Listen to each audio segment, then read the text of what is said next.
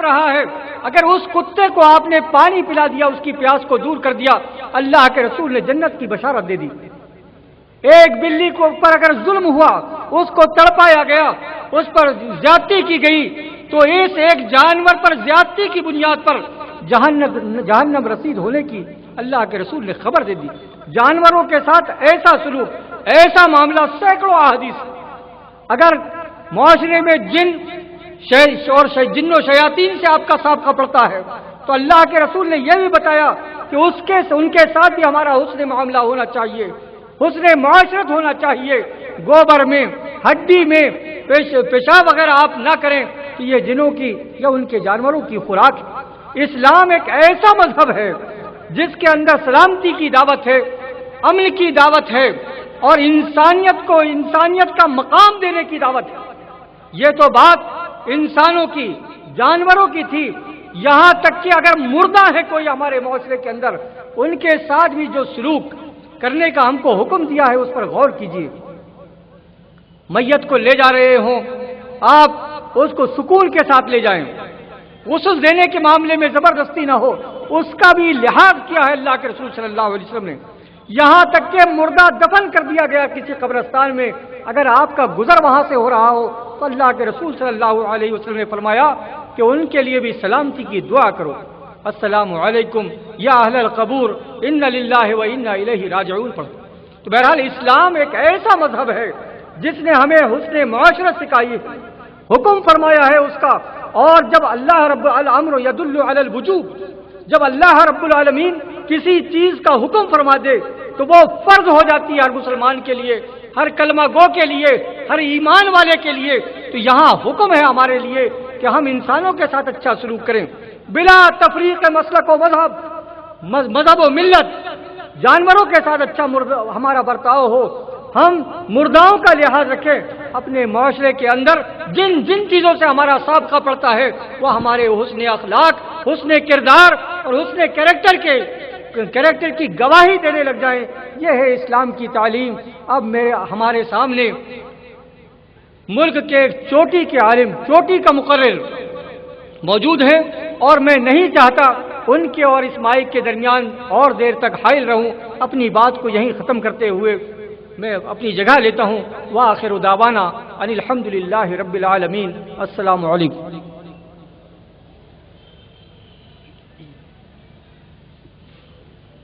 جزاک اللہ خیرا واحسن الجزا۔ اب جیسا کہ آپ تمام لوگوں کے سامنے کئی دنوں سے ہم لوگ انتظار کر رہے تھے، شیخ کے لیے اعلان ہو رہا تھا۔ شیخ کی الحمدللہ شخصیت محتاج تعارف نہیں ہے، شیخ کا نام کافی ہے ان کا تعارف کرانے کے لیے۔ صرف ہندوستان ہی کے اندر نہیں بلکہ ہندوستان کے باہر الگ الگ ملکوں کے اندر شیخ کو لوگ اچھی طرح جانتے اور پہچانتے ہیں۔ آپ کے جلسے الحمدللہ مختلف مقامات پر ہوتے رہتے ہیں۔ شیخ مولانا جرجیس سراجی صاحب، جن کی فراغت سراج العلوم جھنڈا نگر ایک بہت بڑا ادارہ ہے وہاں سے ہوئی، اور ابھی شیخ فی الحال مغربی یوپی کے امیر جمعیت اہل حدیث مغربی یوپی ہیں، اور الحمدللہ اپنی جماعتی خدمات کو انجام دے رہے ہیں۔ اس کے علاوہ ہم لوگ مختلف موقعوں پر اخبارات کے ذریعے، رسائل کے ذریعے، ٹی وی کے ذریعے، سیڈیوں کے ذریعے یہ جانتے رہتے ہیں کہ شیخ کے مختلف پروگرام صرف یوپی میں ہی نہیں، مختلف الگ الگ علاقوں میں، چاہے وہ مہاراشٹر ہو، گجرات ہو، الگ الگ جگہوں پر شیخ کے بڑے بڑے اجلاس ہوتے رہتے ہیں۔ اب جیسا کہ ہمارے سامنے آپ سب تمام جانتے ہیں وقت بہت ہی کم ہے، ہم شیخ سے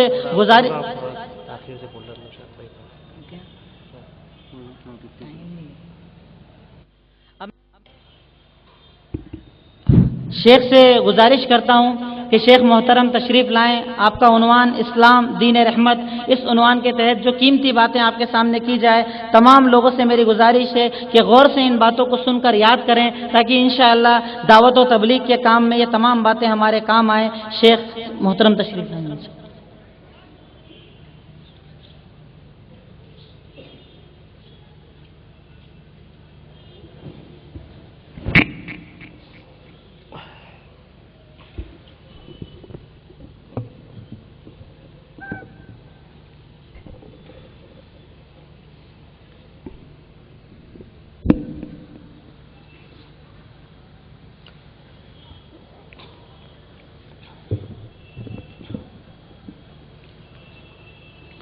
السلام علیکم ورحمۃ اللہ وبرکاتہ.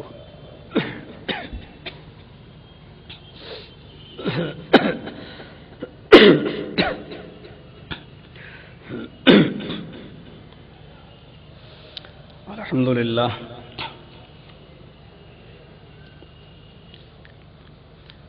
الحمد للہ نحمده ونستعینه ونستغفره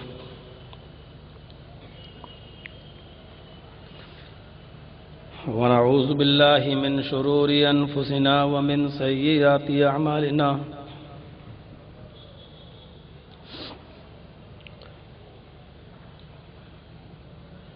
من يهده الله فلا مضل له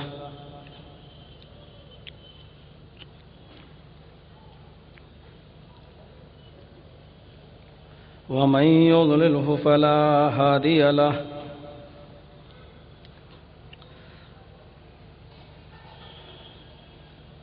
وأشهد أن لا إله إلا الله وحده لا شريك له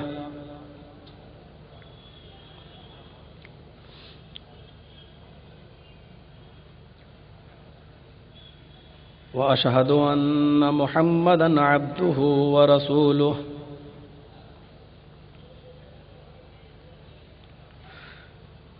يا أيها الذين آمنوا اتقوا الله حق تقاته ولا تموتن إلا وأنتم مسلمون يا أيها الناس اتقوا ربكم الذي خلقكم من نفس واحدة وخلق منها زوجها وبث منهما رجالا كثيرا ونساء واتقوا الله الذي تساءلون به والأرحام إن الله كان عليكم رقيبا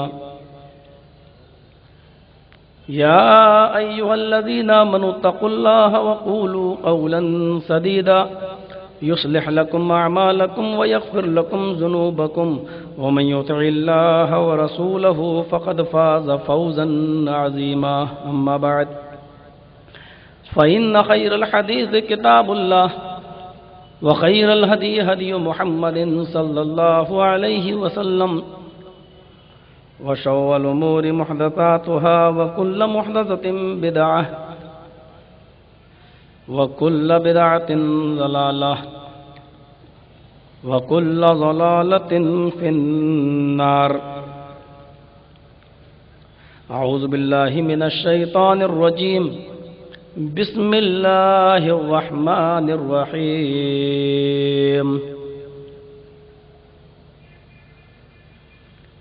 وما أرسلناك إلا رحمة للعالمين. رب اشرح لي صدري ويسر لي أمري واحلل عقدة من لساني يفقهوا قولي. رب زدني علما اللهم رب زدني علما.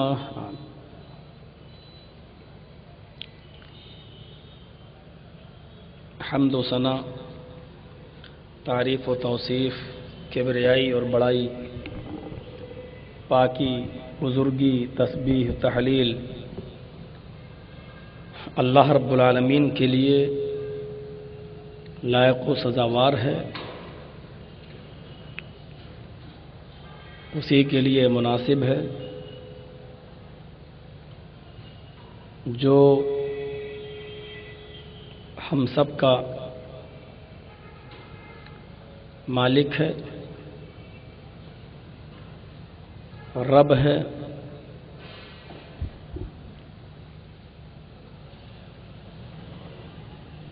اس مہان جگت کا سوامی ہے.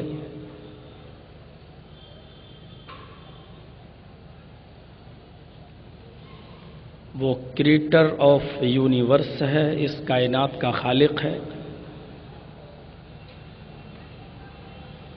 جس نے ہمیں اور آپ کو انسان بنایا.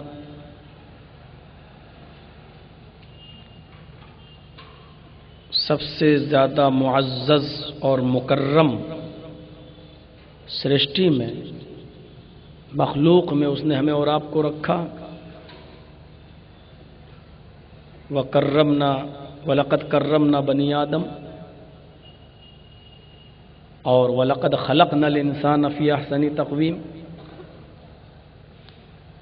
उसने हमें और आपको मुसलमान बनाया। कुरान करीम जैसी एक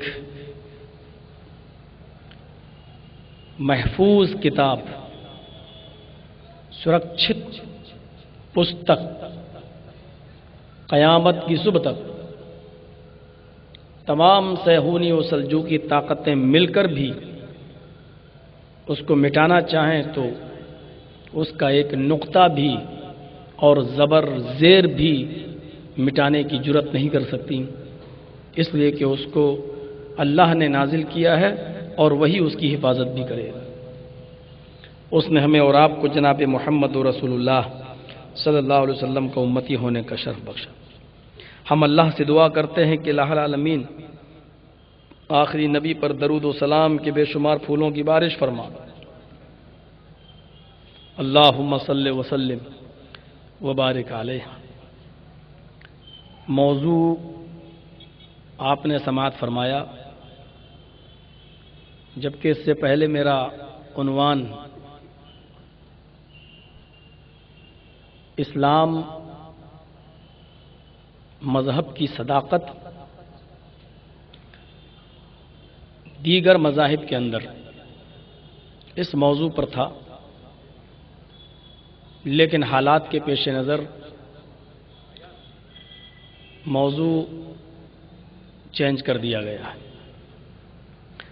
मुझे उस तरफ जाने की ज़रूरत भी नहीं है और आप सब उससे वाकिफ़ हैं। नबी अकरम जनाब मोहम्मद रसूलुल्लाह सल्लल्लाहु अलैहि वसल्लम के सामने वो मक्की दौर कुछ इसी टाइप का गुजरा था। कुरान करीम की आवाज़ मत सुनना। लोग कॉटन रुई लेकर जाया करते थे कि अपने कानों में लगा लेना, मोहम्मद रसूलुल्लाह की आवाज़ कहीं तुम्हारे कानों में न पड़ जाए। रोका जाता था। कुछ इसी तरीके के वो मक्की हालात जो थे उस दौर में, उसी से मिलते जुलते उसी टाइप के हालात कुछ आज मैं इंदौर की सरजमीन पर मैंने कुछ महसूस किया है।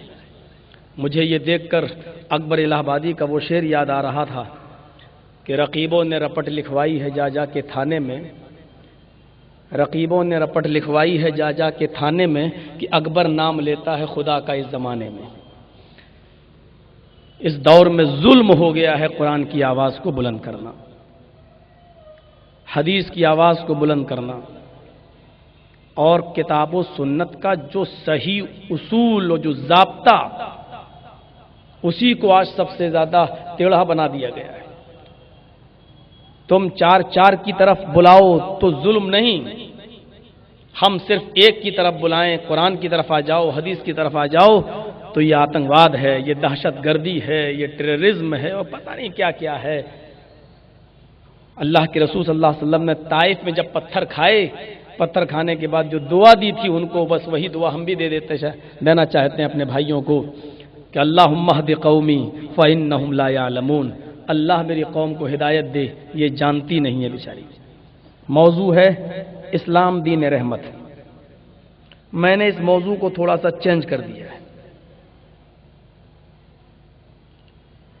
इस्लाम दीन रहमत के बजाय हमने इस मौजू का नाम रख दिया है नबी अकरम सल्लल्लाहु अलैहि वसल्लम नबीयुर रहमत, क्योंकि इस्लाम को समझने के लिए हमें मोहम्मद रसूलुल्लाह सल्लल्लाहु अलैहि वसल्लम को समझना सबसे जरूरी है।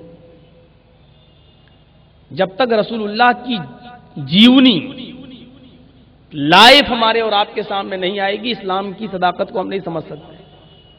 आजकल जो सियासी पार्टियां हैं, उन पार्टियों को समझने के लिए उनके कायदीन की तरफ पहले नजर जाती है कि इनका चलाने वाला कौन है, इसका कायद कौन है। इसी तरीके से इस्लाम को समझने के लिए हमें जनाब मोहम्मद रसूलुल्लाह सल्लल्लाहु अलैहि वसल्लम को समझना पड़ेगा। अभी हमारे شیخ مدنی صاحب بتلا رہے تھے اسلام کے تعلق سے، پھر مولانا عبد القدوس صاحب نے بتایا کہ معاشرے میں اسلام ماں باپ کے ساتھ، یتیموں کے ساتھ، بیواؤں کے ساتھ اس طریقے کا سلوک پیش کرنے کا حکم دیتا ہے۔ میں آپ کے سامنے یہ رکھنا چاہتا ہوں کہ اسلام جو مذہب ہے اس کا معنی ہی ہے شانتی والا اسلام۔ اگر اس کو ہم سنسکرت لینگویج میں اگر اسلام کا ٹرانسلیٹ کریں سنسکرت کے اندر، تو اس کا نام ہوگا سناتن،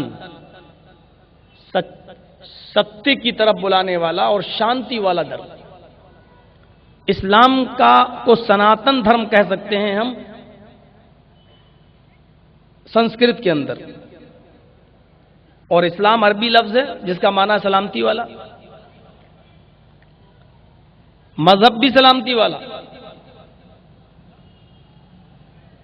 اور اس مذہب کو جس نے پیش کیا ہے محمد رسول اللہ صلی اللہ علیہ وسلم، ان کو بھی اللہ تبارک و تعالیٰ نے فرمایا کہ وما ارسلناک الا رحمۃ للعالمین، اے نے آپ کو سمپورن جگت کے لیے، ہم نے آپ کو پورے وشو کے لیے، پوری دنیا کے لیے رحمت بنا کر بھیجا۔ عالم کے لفظ پر غور کیجیے، عالمین۔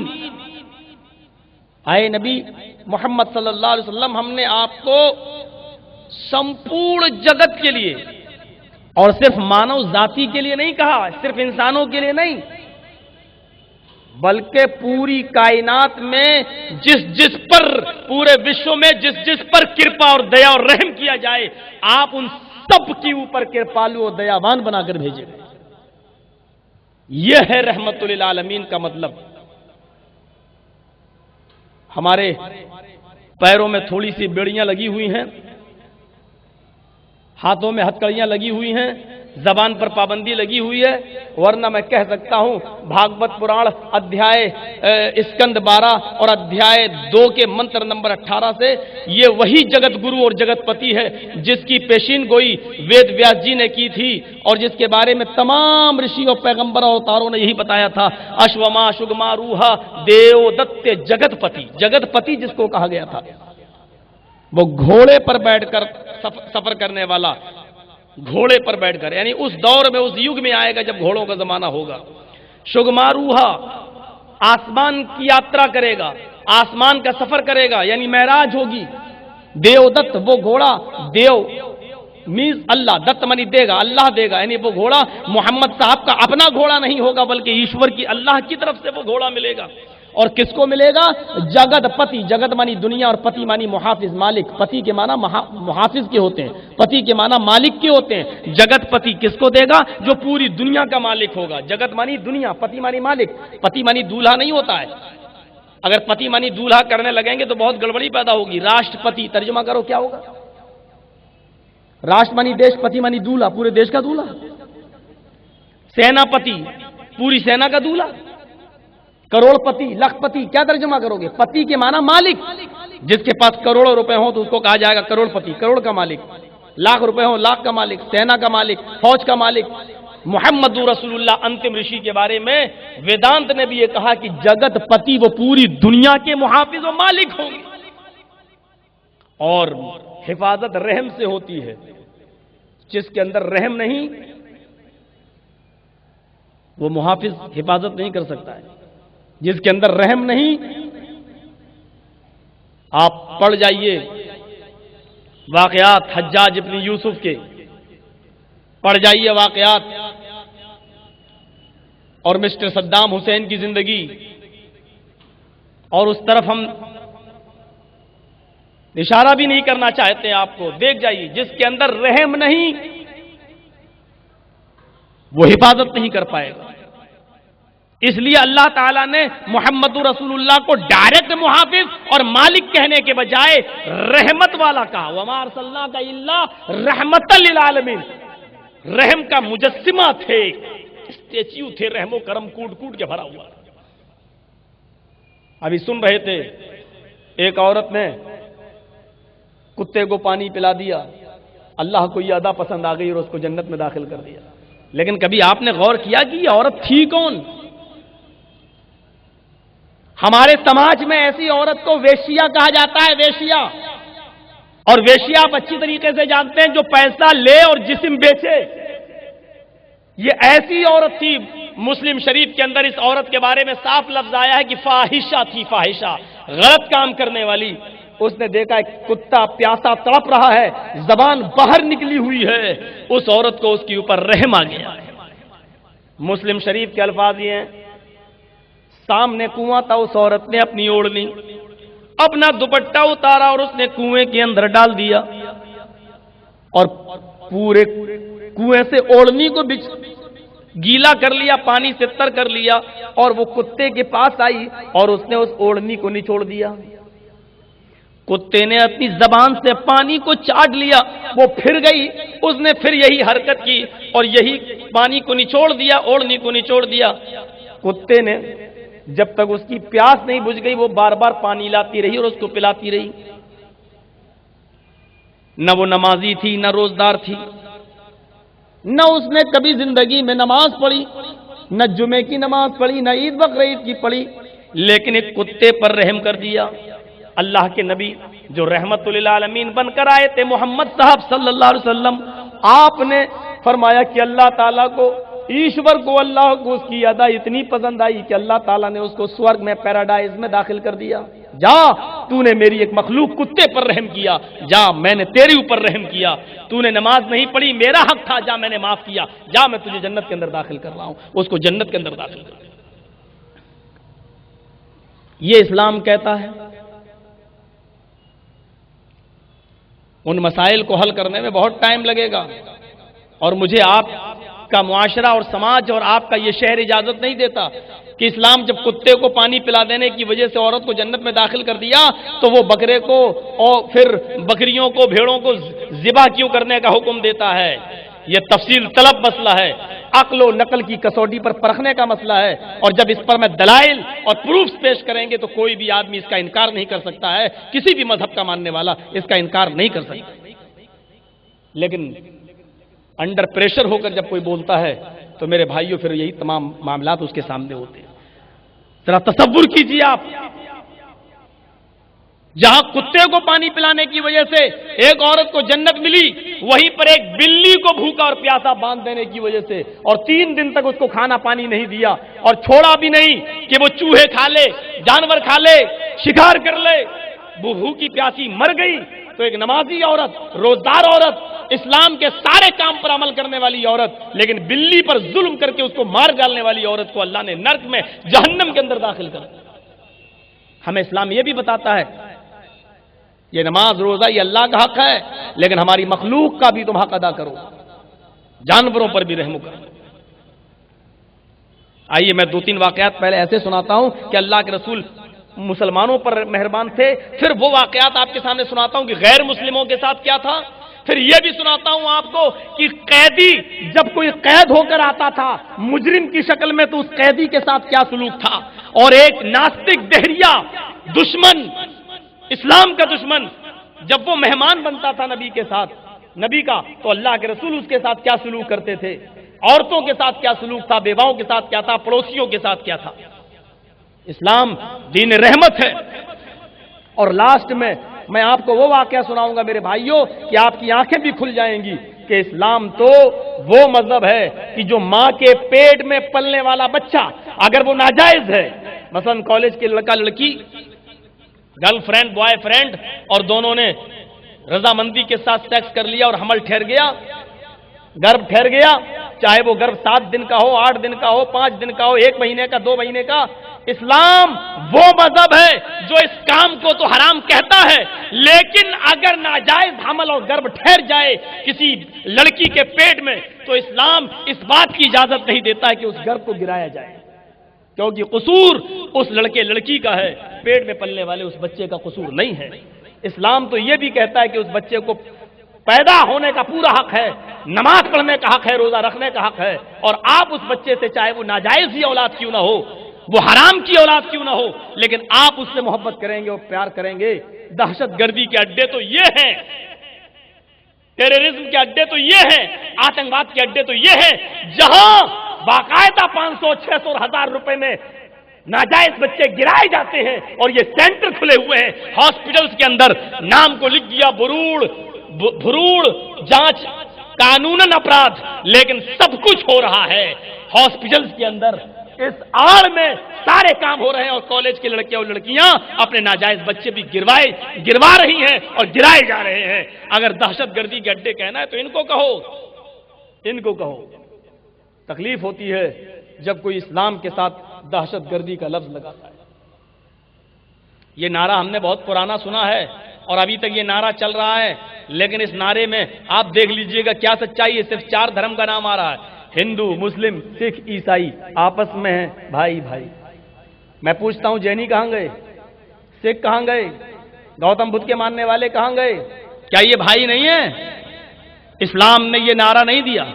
इस्लाम ने वो नारा दिया कि संपूर्ण जगत के लोग एक ही बाप के और एक ही मां की संतान है, सब भाई भाई हैं, एक कुंबा और एक कबीला करार दिया। देखिए कुरान क्या कहता है, या अय्युहन्नास इन्ना खलकनाकुम मिन ज़करिन व उन्सा।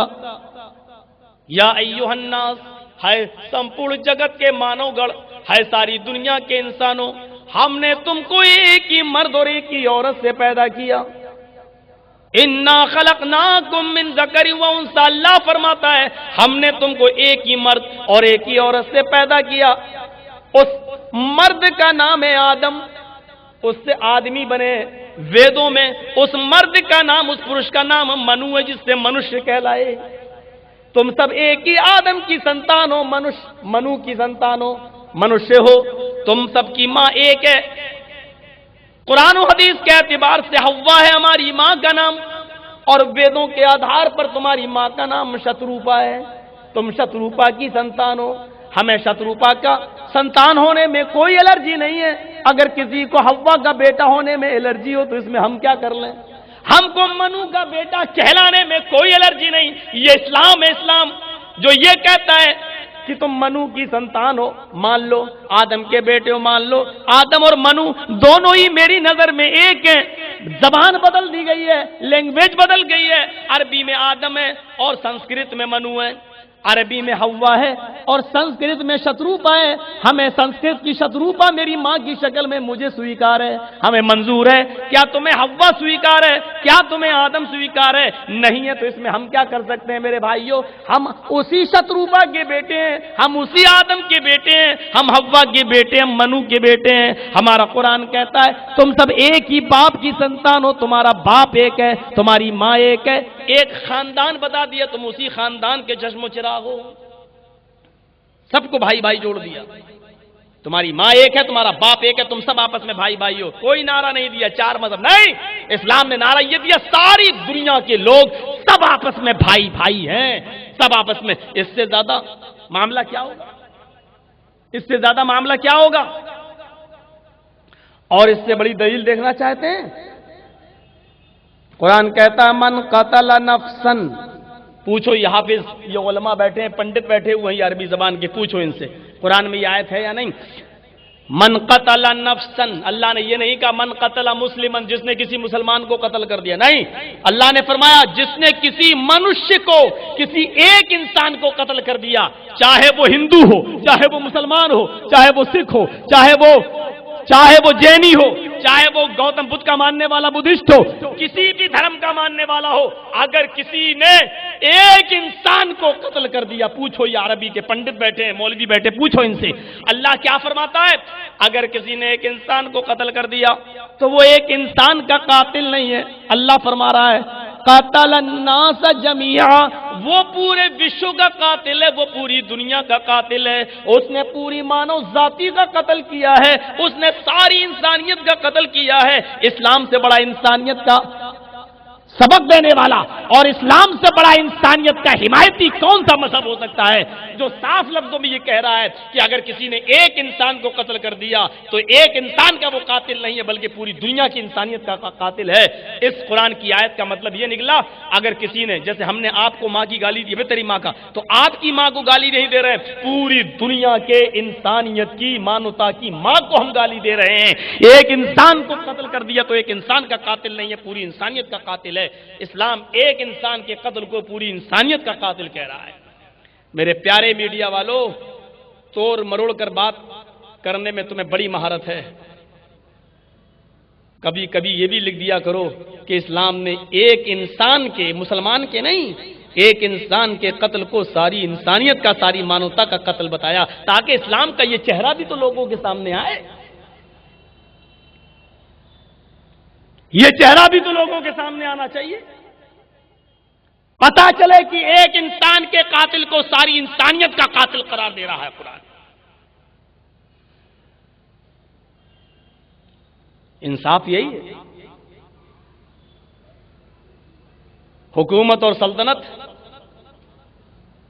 कुफ्र से चल सकती है, नास्तिकता से चल सकती है, लेकिन जुल्म से नहीं चल सकती। मसावात देखना है तो आओ मेरे मीडिया वालों, सुनो।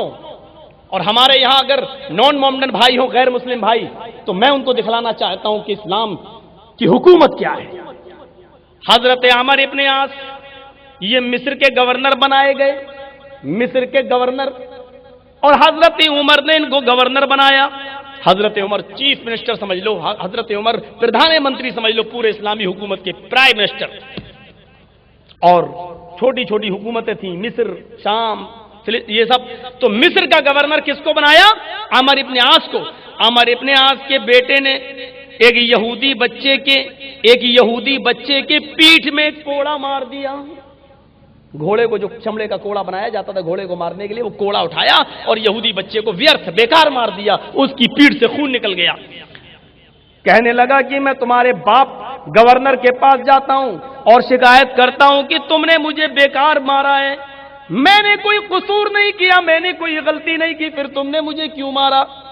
अमर इब्न आस का बेटा कहने लगा, मेरा कुछ नहीं होगा, तू किसी के पास जा, मैं तो श्रेष्ठ व्यक्ति का बेटा हूं, मैं तो अफजल आदमी का बेटा हूं, मैं तो गवर्नर का बेटा हूं, जा, मेरा कुछ नहीं होगा।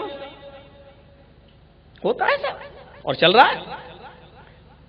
उसने कहा ठीक है, तो मैं तेरे बाप की अदालत में नहीं जाऊंगा।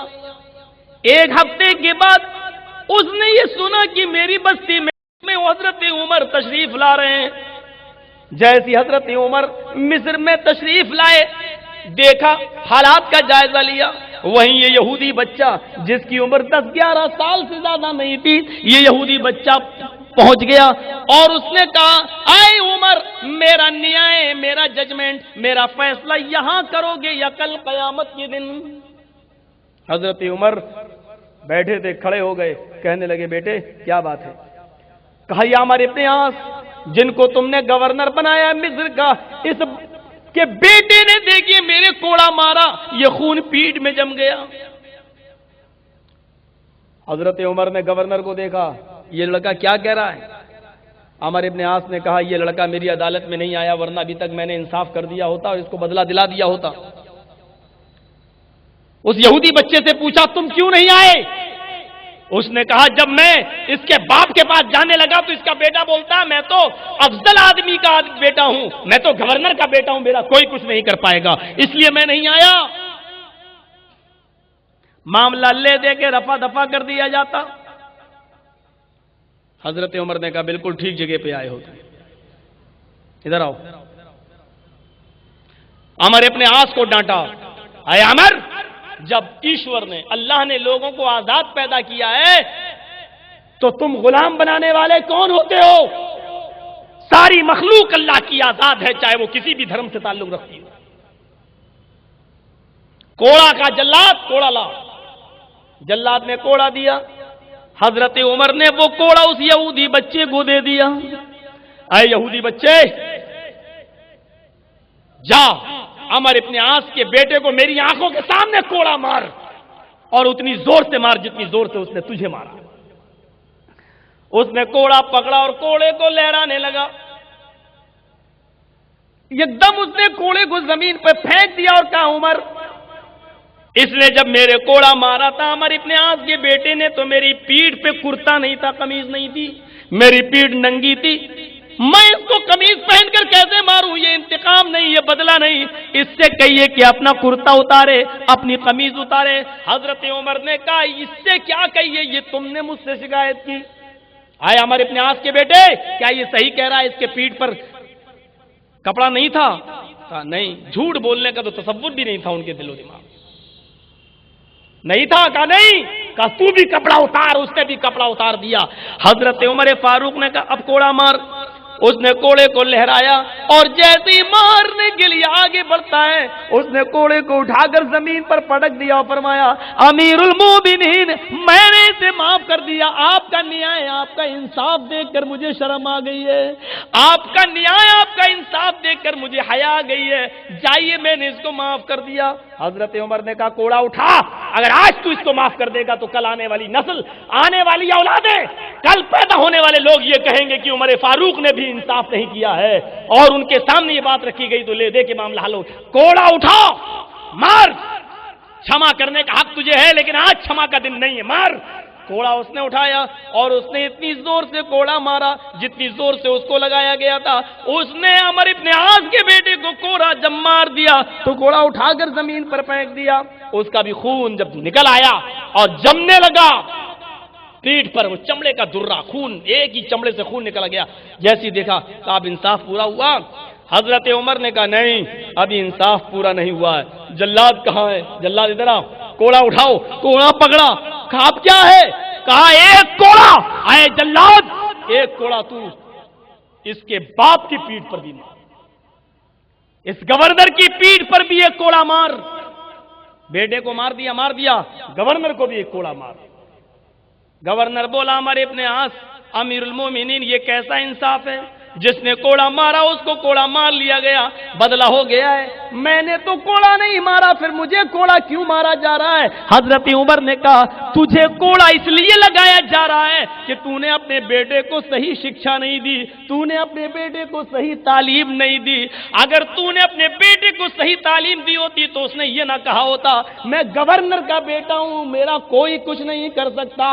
اس غلط تعلیم پر تجھے کوڑا مارا جا رہا ہے. جب اس کو کوڑا لگا دیا گیا اس گورنر کے تو حضرت عمر نے کہا اے گورنر یہ کوڑا تجھے یاد دلائے گا کہ اسلام کے اندر کوئی چھوٹا نہیں, کوئی بڑا نہیں, سب برابر ہیں, سب برابر ہیں. ظلم کوئی بھی کرے چاہے وہ مسلمان ہو یا کوئی بھی ہو, ظلم ظلم ہوتا ہے اور اس ظلم کو مٹنا چاہیے. لہذا یہودی بچے پر تمہارے بیٹے نے ظلم کیا اور اس کو یہ گھمنڈ تھا کہ میرا باپ گورنر ہے, میرا کوئی کچھ نہیں کر سکتا, اس لیے میں نے تمہیں بھی سزا دی اور تمہارے بیٹے کو بھی سزا دی. یہ نیائے, یہ انصاف. اور جب ایسا نیائے تھا اور ایسا انصاف تھا اور مہاتما گاندھی جی نے جب یہ نیائے اور انصاف پڑھا, اسٹڈی کی, تو وہ بھی اپنی کتاب ستیہ اور اہنسا میں یہ لکھنے پر مجبور ہو گئے کہ مجھے عمر فاروق کا نیائے چاہیے. اگر بھارت کے اندر عمر کا نیائے قائم ہو جائے, عمر کا انصاف قائم ہو جائے تو اس دیش کے اندر خون و خرابہ بند ہو جائے, خون کی ندیاں بہنا بند ہو جائیں. یہ مہاتما گاندھی جیسی شخصیت نے اس اسلام کی تعریف میں یہ جملے انہوں نے کہے تھے. ایک شخص آتا ہے, دیکھیے اسلام کیا کہتا ہے. اسلام, ایک شخص آیا, تین لوگ تھے, تین لوگوں کی ایک جماعت تھی. نبی اکرم صلی اللہ علیہ وسلم کے پاس گئے, ان کے گھر میں آپ کی بیویوں سے ملاقات ہوئی. اللہ کے نبی تو نہیں تھے, تو کہا کتنی نماز پڑھتے ہیں, کتنا روزہ رکھتے ہیں, کیا کرتے ہیں, سب انہوں نے بتایا. تو بخاری شریف کے الفاظ نے کہا انہم تقالوہا, ان لوگوں نے کہا نہیں, اللہ کے رسول اتنی نماز پڑھتے چلے گا, ہمیں تو ان سے زیادہ پڑھنا چاہیے. اللہ کے رسول تو جنتی ہیں, وہ تو بخشے بخشائیں, ہمیں ان سے زیادہ نماز پڑھنا چاہیے, روزہ رکھنا چاہیے. تو ان میں سے ایک نے, تین آدمی تھے, ان میں سے ایک نے کہا اما انا فانی اصلی اللیل اصلی النہار اصلی اللیل. ایک نے کہا کہ ہم تو رات بھر نماز پڑھیں گے اور کبھی نہیں سوئیں گے. دیکھیے تین آدمیوں میں سے ایک نے کیا کہا, ہم ہمیشہ نماز پڑھیں گے رات میں اور کبھی نہیں سوئیں گے. یعنی رات بھر نماز پڑھتے رہیں, روزانہ رات بھر نماز پڑھا کریں گے, کبھی نہیں سوئیں گے. دوسرے نے کہا انا اصوم الدہر ابدا ولا افطرو، میں ہمیشہ روزہ رکھوں گا دن میں اور کبھی نہیں افطار کروں گا، یعنی کبھی نہیں چھوڑوں گا، روزانہ روزہ رکھوں گا۔ ایک نے کہا رات بھر نماز پڑھیں گے، دوسرے نے کہا ہم دن بھر روزہ رکھیں گے، اب تیسرا بچا، تیسرے نے کہا انا اعتزل النساء فلا تزوجوا ابدا، ہم بیویوں سے الگ رہیں گے، ان کے قریب نہیں جائیں گے، ان سے ہم بستری نہیں کریں گے، یعنی رات میں نماز پڑھیں گے، دن میں روزہ رکھیں گے، بیوی کے پاس ہی نہیں جائیں گے۔ کون بیوی کے پاس جائے؟ پھر بچے ہوں گے، پھر بچوں میں پھنسیں گے، پھر نماز ان کو پڑھاؤ لکھاؤ، یہ کرو وہ کرو، نمازیں چھوٹیں گی، ہم بیوی بچوں کے جھمیلے ہی میں نہیں پڑیں گے۔ تینوں نے اپنی اپنی باتیں کہیں، ایک نے کہا میں دن بھر روزہ رکھوں گا، ایک نے کہا میں رات بھر نماز پڑھوں گا، تیسرے نے کہا ہم دن میں روزہ بھی رکھیں گے، رات میں نماز بھی پڑھیں گے اور بیوی کے قریب نہیں جائیں گے۔ اللہ کے رسول کو جب اس بات کا پتہ چلا، رحمت دیکھیے، رحمت، آپ کی کرپا دیکھیے، دیا دیکھیے، اللہ کے نبی ان کے پاس آئے اور کہا انتم الذی قلتم کذا وکذا، کیا تم ہی وہ لوگ ہو جو ایسا ایسا کہہ رہے تھے؟ کیا تم ہی وہ لوگ ہو جو ایسا ایسا کہہ رہے تھے؟ ہاں ہاں ہاں اللہ کے رسول ہم ہی نے کہا تم زیادہ اللہ سے ڈرتے ہو یا میں؟ کہا آپ۔ تم زیادہ خوف کھاتے ہو یا میں؟ کہا آپ۔ کہا جب تم میں سب سے زیادہ اللہ سے ڈرنے والا میں ہوں، انی اخشاکم للہ واتقاکم لہو، تم میں سب سے زیادہ اللہ سے میں ڈرتا ہوں اور اس سے خوف میں کھاتا ہوں، تم میں نماز بھی پڑھتا ہوں اور سوتا بھی ہوں رات میں، روزہ رکھتا بھی ہوں اور چھوڑتا بھی ہوں، نفلی روزہ، فرض روزہ نہیں، رمضان روزے کبھی رکھو کبھی چھوڑ دو، ایسا نہیں چلے گا، نفلی روزہ کبھی رکھتا ہوں کبھی چھوڑتا ہوں، رات میں سوتا بھی ہوں اور آخری رات میں اٹھ کر تہجد کی نماز بھی پڑھتا ہوں، کبھی اور پہلے اٹھتا ہوں تو اپنی بیویوں کا حق بھی ادا کرتا ہوں۔ اللہ کے نبی فرماتے ہیں یہی میرا راستہ ہے، یہی میری سنت ہے، یہی میرا طریقہ ہے، فمن رغب عن سنتی فلیس منی، اگر کسی نے میری سنت سے اعراض کیا، میرے راستے سے منہ موڑا، اگر ایسا نہیں کیا تو وہ مجھ میں سے نہیں، یعنی مسلمان نہیں۔ رات بھر نماز پڑھتے رہو، مسلمان نہیں، دن بھر روزہ رکھتے رہو، مسلمان نہیں۔ رحم کیا اللہ کے رسول نے اپنی امت کے لوگ۔ اچھا اوپر گئے جنت جہنم کا دورہ کرنے، معراج ہوئی، آپ کو کتنے وقت کی نماز فرض ہوئی؟ 50 لے کے آئے چھٹے آسمان پر، حضرت موسیٰ علیہ السلام نے کہا کیا ملا آپ کو؟ کہا 50 وقت کی نماز۔ کہا میرے اوپر 2 وقت کی نماز فرض ہوئی تھی، اللہ نے، ہمارے لوگ، ہماری امت، ہمارے بھائی 2 وقت کی نماز نہیں پڑھ پائے، تمہاری امت 50 وقت کی کیسے پڑھے گی؟ جائیے کم کرائیے۔ جب امت کا نام سنا تو اللہ کے رسول کو دیکھیے، رحم دیکھیے۔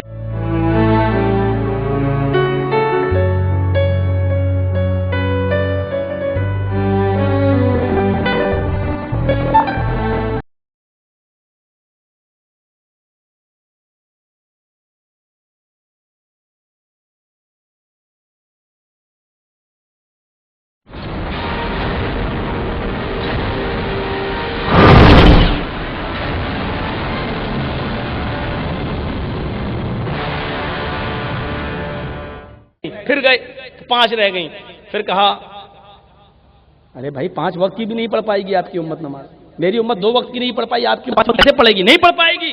اللہ کے نبی فرماتے ہیں موسیٰ اب مجھے بار بار جانے میں شرم آتی، کتنی کم کراؤں گا اللہ سے؟ ارے 50 سے 40، 40 سے 30، 30 سے 20، 20 سے 10، 10 سے 5، اب نہیں، اب بار بار نہیں ہے، کتنا کم کراؤں؟ 5 بھی نہیں، بس فوراً حکم ہوتا ہے، اوپر سے آواز آتی ہے محمد جاؤ، اب 5 وقت کی نماز میں نے فرض کر دی ہے تمہارے اوپر، تمہاری امت کے اوپر، اگر تم ایک بار اور آ جاتے تو میں اور کم کر دیتا۔ ہمارے بہت سے مسلمان بھائی سوچ رہے ہوں گے کاش ایک بار اور چلے گئے ہوتے تو اور کم ہو جاتی، یہ تو ڈسکاؤنٹ چاہتے ہیں بیچارے، اور کم ہو جاتی، لیکن میں یقین کے ساتھ کہہ رہا ہوں اگر اللہ کے رسول ایک بار اور چلے جاتے اور 3 وقت کی اور کم ہو کے 2 ہی وقت کی رہ جاتی تو جس کو نہیں پڑھنا ہے وہ 2 وقت کی بھی نہیں پڑھتا، نہیں پڑھ پاتا۔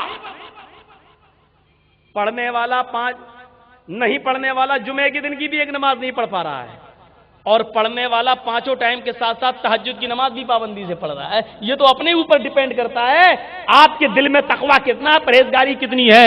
تو بتانا یہ چاہتا ہوں کہ اللہ کے نبی بار بار گئے صرف اس لیے کہ میری امت نہیں، کتنی ہمدردی تھی، کتنا رحم تھا نبی کے اندر، نبی کے اوپر۔ یہ تو مسلمانوں کے ساتھ معاملہ رہا، غیر مسلموں نان مومنن کے ساتھ معاملہ کیا تھا؟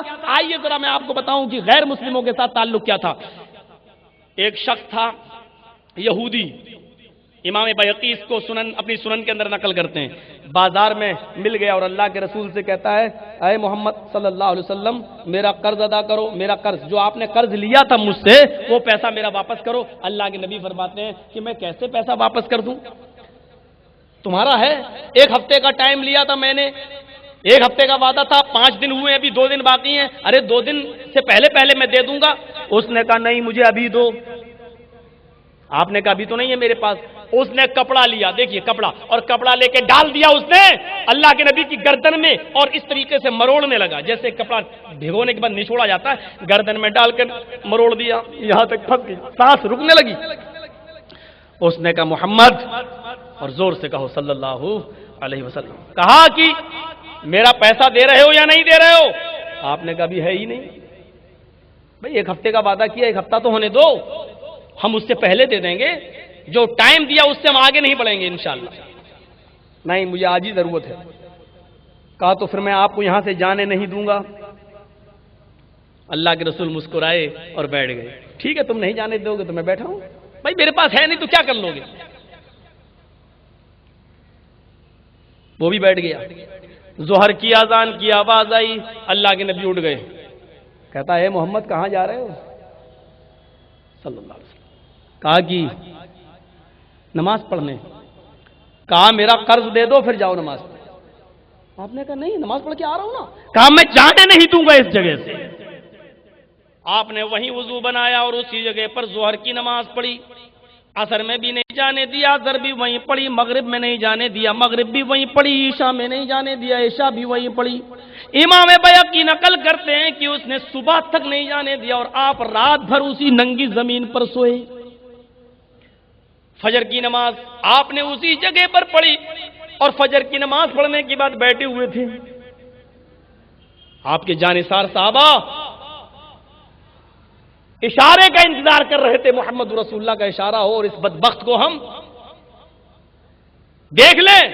اللہ کے نبی فرماتے یہ میرا اور اس کا معاملہ, تم لوگ بیچ میں کچھ نہیں بولو گے, جاؤ تم لوگ جاؤ مسجد میں نماز پڑھو, جاؤ, تم لوگوں کا معاملہ نہیں ہے, یہ میرا اور اس کے درمیان معاملہ ہے, تم کون ہوتے ہو بیچ میں بولنے والے.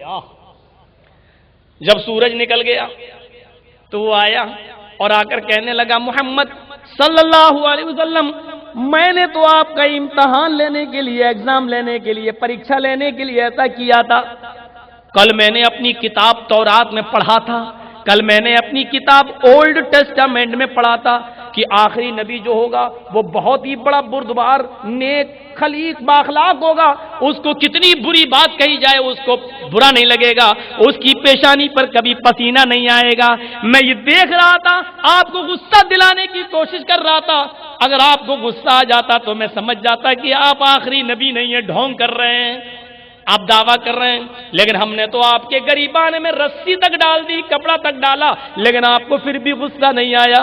اور ہم نے کہا یہاں سے اٹھنے نہیں دوں گا تو آپ مسکرائے اور بیٹھ گئے. یہی دیکھنا چاہ رہا تھا کہ میری کتاب کے مطابق آپ کیسے ہیں. آپ نے فرمایا کیف وجدت نعتی, تو نے میری صفت اپنی کتاب کے مطابق کیسے پائی. اس نے کہا جیسے میرے کتاب میں لکھا ہے اس سے بھی اچھا. آپ نے کہا اچھا تو پھر تم اسلام کیوں نہیں لاتے. اس نے کہا ہاتھی یدک ابایک علی الاسلام, اے اللہ کے نبی اپنے داہنے ہاتھ کو بڑھائیے. آپ نے اپنا سیدھا رائٹ ہینڈ بڑھایا اور اس نے بھی اپنا دایاں ہاتھ بڑھایا اور ہاتھ پر ہاتھ رکھا اور اس نے زور سے یہ کلمہ پڑھا اشہد ان لا الہ الا اللہ واشہد ان محمدا عبدہ ورسولہ. میں اسلام لاتا ہوں, اس بات کی گواہی دیتا ہوں کہ اللہ کے علاوہ کوئی معبود نہیں ہے, پوجا یوگ نہیں ہے, اور محمد صلی اللہ علیہ وسلم اللہ کے بندے اور اس کے رسول ہیں. یہ کیا ہے, یہ لا الہ الا اللہ یہ کیا ہے. یہ ویدوں کے آدھار پر دیکھا جائے تو برہم سوتر ہے, ایکم برہما دتیہ ناستے نیناستے کنچن. کیا ہے یہ, ایک ہی برہما ہے, دتیہ ناستے, دوسرا نہیں ہے, نے بالکل نہیں, نانا قطعی نہیں, ہرگز نہیں, کنچن ذرا سا بھی نہیں. ایک ہی اس برہانڈ کا رچیتا اور رچناکار, ماسٹر آف ورلڈ ایک ہی ہے, دوسرا نہیں, بالکل نہیں, قطعی نہیں, ہرگز نہیں. لا الہ الا اللہ, ایک ہی اللہ ہے, دوسرا نہیں. لا الہ کوئی ہے ہی نہیں الا اللہ, سوائے اللہ کے دوسرا ہے ہی نہیں. میرے بھائیو یہی کلمہ طیبہ ہے, یہی کلمہ طیبہ اللہ تعالیٰ کا اتارا ہوا کلمہ ہے، اور یہ سارے مذہب کے اندر، تمام مذاہب کے اندر یہی کلمہ ملے گا آپ کو۔ قل تعالوا الى کلمۃ سواء بین، قل یا اہل الکتاب تعالوا الى کلمۃ سواء بیننا وبینکم۔ اللہ قرآن میں فرماتا ہے اے نبی کہہ دو کہ اے کتاب والو، اے دوسرے مذہب کے لوگوں، آؤ ایک ایسے کلمے کی طرف جو ہمارے اور تمہارے درمیان برابر ہے۔ یہ لا الہ الا اللہ یا there is no god but god is only one, ایک ہی اللہ دوسرا نہیں، there is no god, Bible کی عبارت، دیئر از نو گاڈ، کوئی خدا نہیں، کوئی اللہ نہیں، but god is only one, سوائے ایک کے، ایک ہی ہے، وداؤٹ سیکنڈ دوسرے کو شریک نہیں کیا جا سکتا ہے۔ یہ سب سے پہلے توحید، یہی ایکیشور واد ہے جو بہت دیووادیت کا کھنڈن کرتا ہے اور ایکیشور واد کا سمرتھن کرتا ہے۔ ایک ہی ایشور کی پوجا کرو، ایک اللہ کی عبادت کرو، ایک ہی اللہ، جو مانگنا اس سے مانگو، جو چاہنا اس سے چاہو۔ یہاں تک کہ قرآن کہتا ہے ان الذین تدعون من دون اللہ لن یخلقوا ذبابا ولو اجتمعوا لہ، اللہ کو چھوڑ کر تم جن کو پکار رہے ہو، اللہ کو چھوڑ کر تم جن کے پاس جا رہے ہو بیٹا بیٹی لینے کے لیے، وہ تمہیں کچھ نہیں دے سکتے۔ لن یخلقوا ذبابا، خود ان کے اندر اتنی شکتی نہیں ہے کہ وہ ایک مکھی بھی پیدا کر کے دکھا دیں، وہ ایک مکھی پیدا کرنے کی طاقت نہیں رکھتے۔ لن یخلقوا ذبابا، وہ ایک مکھی پیدا کرنے کی طاقت نہیں رکھتے، تو میرے بھائیو تمہیں کیا دے دیں گے؟ یہ خود قرآن کہہ رہا ہے۔ آئیے میں نے یہ واقعہ آپ کے سامنے رکھا، جب اس نے یہ دیکھا تو وہ اسلام لے آیا اور اس نے کلمہ پڑھ لیا، اشہد ان لا الہ الا اللہ واشہد ان محمدا عبدہ ورسولہ، کلمہ پڑھ کر وہ سناتن دھرم میں شامل ہو گیا، وہ اسلام کے اندر آ گیا۔ یہ غیر مسلم یہودی کے ساتھ یہ واقعہ، اسلام کا سلوک، رحمت للعالمین کا سلوک دیکھی۔ ایک اور کوئی ناستک آیا جو محمد صلی اللہ علیہ وسلم کو سب سے زیادہ گالی دیتا تھا، وہ آیا، بھاگتا ہوا آیا، توڑتا ہوا آیا، مسلم شریف کے الفاظ، وہ سیدھے نبی کے گھر میں گھس گیا۔ اس زمانے میں دروازے کبھی اتنے مضبوط تو ہوتے نہیں تھے، کبھی کھجور کے پتوں کا وہ ڈال دیا، تو وہ گھسا، کیونکہ اس کا کوئی پیچھا کر رہا تھا اس کو قتل کرنے کے لیے، ایک دم گھسا تو نبی اکرم کے گھر میں گھس گیا۔ اس کو یہ نہیں معلوم کہ اللہ کے رسول کا گھر۔ اس نے جب دیکھا، کہا ایک دشمن سے بھاگ کے آ رہا ہوں، یہ تو اللہ کے رسول، اب کیا کروں؟ آپ نے فرمایا کوئی بات نہیں، تم میرے گھر میں آئے ہو، اطمینان رکھو، مطمئن رہو، تمہارا کوئی کچھ نہیں کرے۔ اچھا، عرب کے اندر ایک دستور تھا، جیسے میرا گھر، میں نے اگر آپ کو پناہ دے دی تو آپ میرے گھر میں نہیں آ سکتے، یہ عرب کے اندر دستور تھا۔ اللہ کے رسول نے اس آدمی کو بھگا دیا، یہ میرا مہمان ہے، میرے گھر میں آیا ہوا ہے، جاؤ۔ اس نے کہا ٹھیک ہے، بہرحال وہ لوگ چلے گئے۔ اب رات ہوئی تو اللہ کے رسول نے اس سے پوچھا، جو نبی کو گالی دیتا تھا، اس سے پوچھا بھوک لگی ہے؟ کیسا آدمی تھا وہ؟ کہنے لگا یہ کوئی پوچھنے کی بات ہے، تم دیکھ رہے ہو بھاگ کے آیا ہوں، کہیں کھانا پانی ملا ہی نہیں ہے تو بھوک نہیں لگے گی؟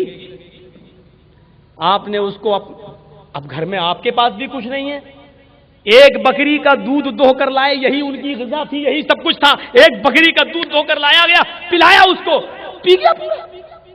آپ نے اس سے پوچھا پیٹ بھرا؟ کہتا نہیں۔ آپ دوسری بکری کا دودھ دو کر لائے، پھر پلایا، پی گیا۔ آپ نے اس سے پوچھا ارے بھائی پیٹ بھرا؟ کہا نہیں۔ اللہ، ہمارے پاس کوئی ایسا مہمان آ جائے تو وہ تکلف میں کہے گا نہیں آپ کیوں تکلف کر، اور اگر زیادہ کھا لیا اس نے تو ہم ہی لوگ کہیں گے بھائی پیٹ تھا کہ انڈیا گیٹ تیرا، کیا لے کے آیا یہ؟ آپ نے کچھ نہیں کہا، تیسری بکری کا دودھ دھو کر لائے، پھر پلایا اس کو، اس کے بعد پوچھا پیٹ بھرا؟ اس نے کہا بار بار کیا پوچھتے ہو محمد، جب بھر جائے گا تو خود ہی بتا دوں گا نا۔ ایسا مہمان۔ حتی شریبا سبع شیاہ، مسلم شریف کتاب العتیمہ کے الفاظ ہیں کہ اس نے 7 بکریوں کا دودھ پی گیا۔ کتنا؟ 7 بکریوں کا۔ اب سویا، جب زیادہ آدمی کھا لے تو نیند اچھی آتی ہے نا، سویا خر خر، لیکن زیادہ کھا تو گیا، پی تو گیا، وہ اس کو یہ نہیں معلوم تھا کہ انجام کیا ہوگا۔ ہم لوگوں کے علاقے میں کبھی شادی ہوتی ہے نا، اب آپ لوگوں کو بھی یہ ماحول ہوگا، تو آدمی کہتا ہے نہیں شام کو دعوت ہے وہاں، صبح کچھ نہیں کھاتا ہے، دوپہر میں بھی نہیں، کہ شام کو وہیں کھائیں گے، دعوت ہے، بہت سی قسم کے کھانے ہوں گے۔ تو دوپہر میں خاص طور پہ بھوکا رہتا ہے کہ شام کو وہیں کھائیں گے، اور پھر شام کو اتنا کھاتا ہے کہ پھر اس کو صبح تک کا پھر یہ نہیں معلوم ہوتا ہے کہ اس کا انجام کیا ہوگا۔ وہی حال اس کا ہوا، 7 بکریوں کا دودھ پی تو گیا لیکن موشن ہو گیا، پتلی لیٹرین ہوئی، اس نے بستر پئی کر لی، اب سوچتا رہے نبی کا بستر ہے محمد صاحب کا، صحابہ تو ہمیں مار ڈالیں گے، بھاگ گیا بستر سے۔ لیکن سونے کی کوئی چیز پہنے ہوئے تھا، جلد بازی کا کام یہی ہوتا ہے، جب بھاگا تو سونے کی زنجیر یا سونے کی انگوٹھی اس بستر پہ ہی رہ گئی، وہ بھاگ گیا، کافی دور نکل گیا۔ اب اس نے دیکھا ارے سونا تو ہے نہیں، زنجیر کہاں گئی؟ سوچا چلو ابھی جاؤ، ابھی سب لوگ پوری دنیا خاموش سو رہی ہوگی، اچھا ہے موقع، چلیں جائیں۔ گیا، اب تک اللہ کے نبی رات میں نماز پڑھنے کے لیے اٹھ چکے تھے، اس کے بستر کو دیکھا خالی ہے، کوئی نہیں ہے، دیکھا سونے کی کوئی چیز پڑی ہوئی ہے، اس چیز کو اٹھا کر آپ نے اپنی الماری طاق میں رکھ دیا۔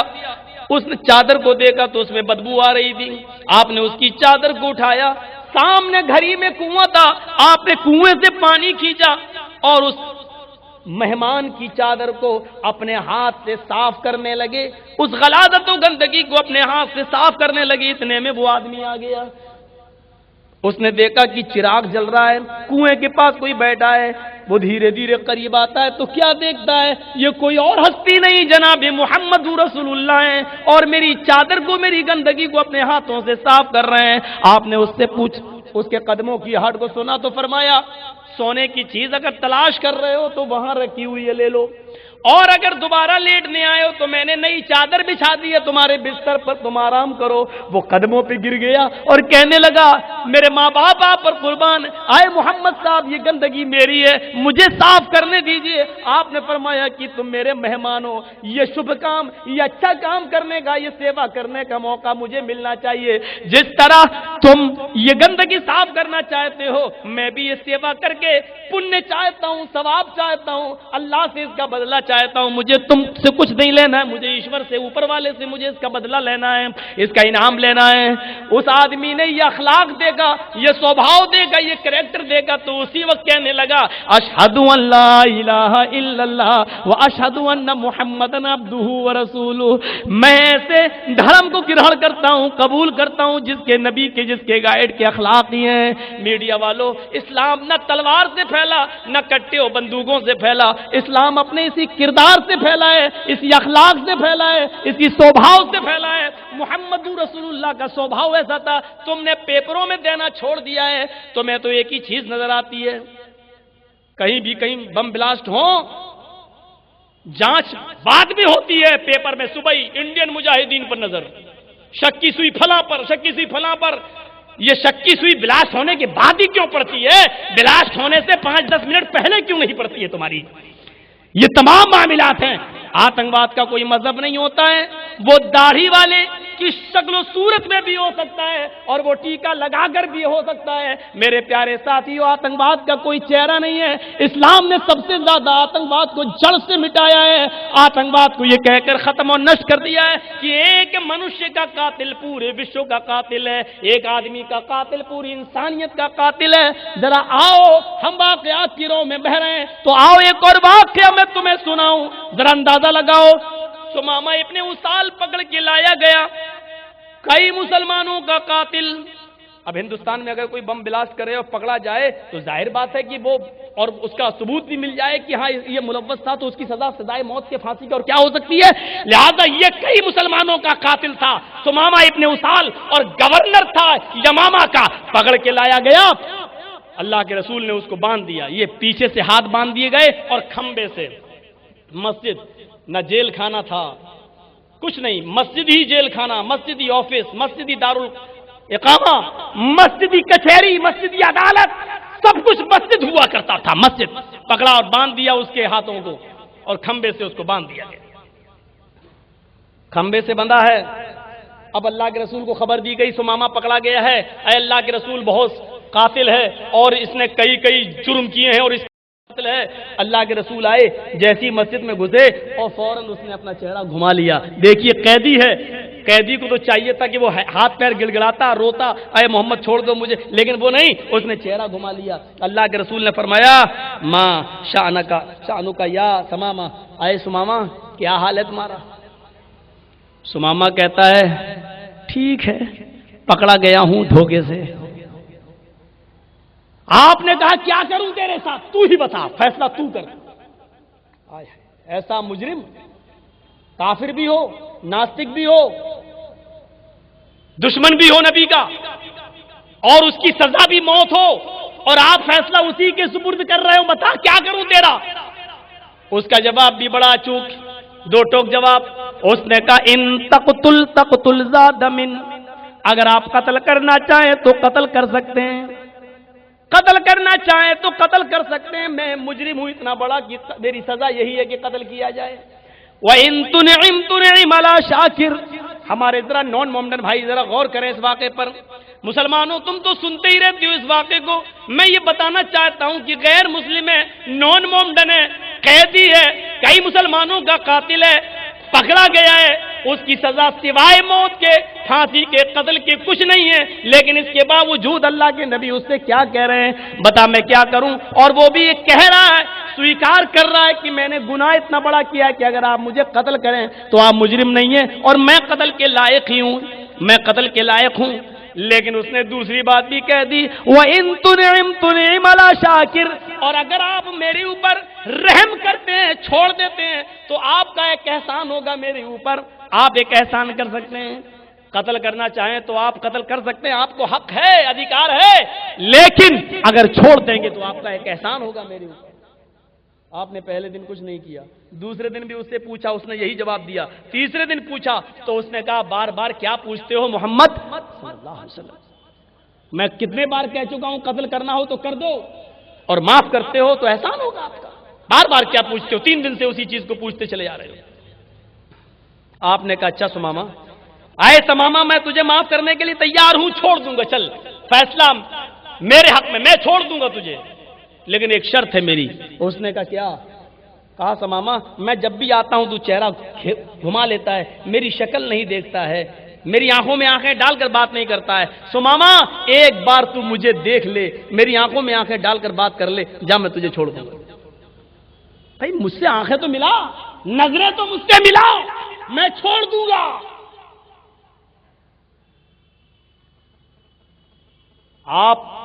وہ جانتا تھا کہ محمد سچے انسان ہے، وہ جانتا تھا کہ محمد رسول اللہ سے بڑا سچا کوئی نہیں ہے، لیکن اس کے باوجود جب اس نے یہ سنا کہ اللہ کے نبی فرما رہے ہیں کہ مجھے دیکھ لے میں چھوڑ دوں گا، تو اس کے حوصلے اور بلند۔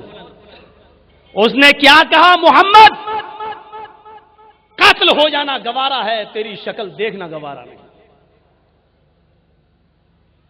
ایک بات ایمانداری کے ساتھ بتائیے، پاکستانی آتنکوادی جو پکڑا گیا اور جس کو پھانسی کی سزا ہوئی اجمل قصاب کو، اگر پڑرو مکھرجی اس سے یہ کہتے کہ بیٹا ایک بار تو مجھے دیکھ لے میں تجھے چھوڑ دوں گا، تو وہ دیکھ لیتا کہ نہیں دیکھ لیتا؟ افضل گرو اگر پڑرو مکھرجی یہ کہتے کہ ایک بار مجھے دیکھ لے میں تجھے چھوڑ دوں گا، تو دیکھ لیتا کہ نہیں دیکھ لیتا؟ ارے میری جان بچ رہی فوراً دیکھ لیتا، کیا بات ہے؟ یہ کون سی مٹی کا بنا تھا یہ مجرم؟ اللہ کے نبی اس کو اشارہ کر رہے ہیں تو مجھے دیکھ لے میں چھوڑ دوں گا، اور وہ کہہ رہا ہے قتل ہو جانا گوارا ہے، تیری شکل دیکھنا گوارا نہیں۔ اللہ کے نبی کی آنکھوں میں آنسو آ گئے، غصہ دلانے کے لیے اتنا ہی جملے کافی تھے، اتنا ہی جملے کافی تھے۔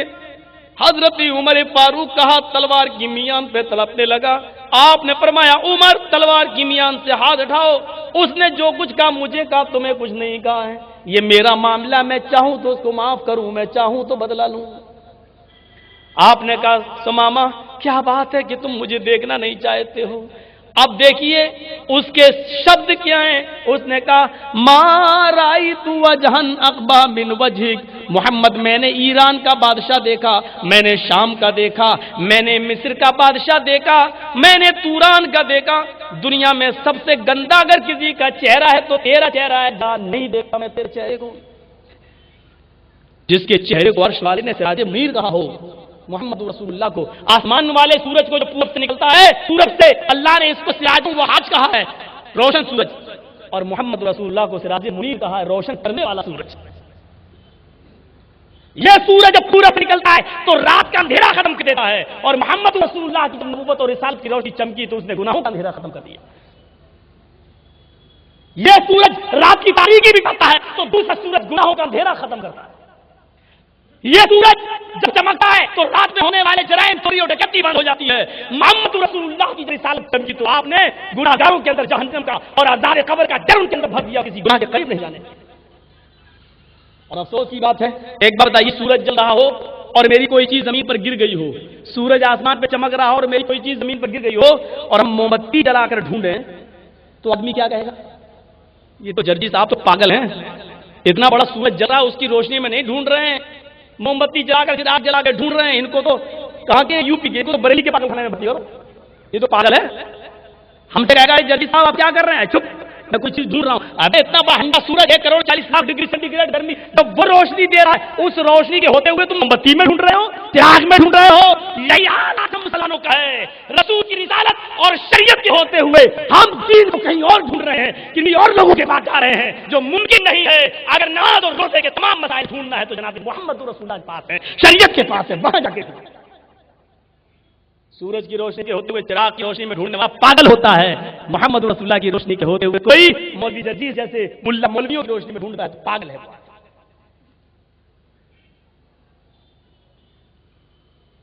کہا جا نہیں دیتا تیرا چہرہ، سب سے گندا تیرا چہرہ ہے۔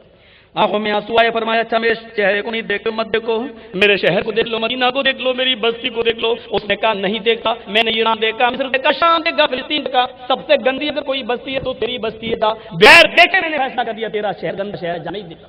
آپ نے کہا صحابیوں چھوڑ دو، یہ یمامہ کا گورنر ہے، گورنروں کی کھوپڑیاں تھوڑی سی اکلی ہوئی ہوتی ہیں، گردنیں اکلی ہوئی ہوتی ہیں، جانے دو اس کو۔ جاؤ تم اما، تمہاری بیوی تمہاری انتظار میں ہوگی، تمہارے بچے تمہارے انتظار میں ہوں گے۔ ایک قاتل کو جس کی سب قتل دی اس کو آپ نے معاف کر دیا اور چھوڑ دیا، جاؤ۔ اب چھوڑنے کے بعد بھی دیکھیے اس کی ہیکڑی دیکھیے، ایسا مجرم کہنے لگا محمد ہاتھ تو چھوڑ دیے، رسی چھوڑ دی اور کہہ دیا چلے جاؤ۔ اب اس بات کی گارنٹی کیا ہے کہ مدینے سے ہم خیریت سے نکل کے مکہ پہنچ پائیں گے اور مکے سے ہم یہاں آ سکیں گے؟ ہو سکتا ہے راستے میں تیرا کوئی آدمی میرا مرڈر کر دے، راستے میں کوئی آدمی میرا مرڈر کر دے۔ آپ نے کہا تم نے میرے آدمیوں کو دیکھا کہاں ہے؟ میں نے دیکھنے کے لیے کہا تم نے دیکھنے سے منع کر دیا ہے۔ تم نے میرے صحابہ پر نظر ڈالی کہاں ہے؟ جس کو میں چھوڑ دیتا ہوں صحابہ اس کو بھی چھوڑ دیتے ہیں، اسے کوئی انتقام نہیں لیتے کیونکہ وہ میرے اشارے کے منتظر ہوتے ہیں۔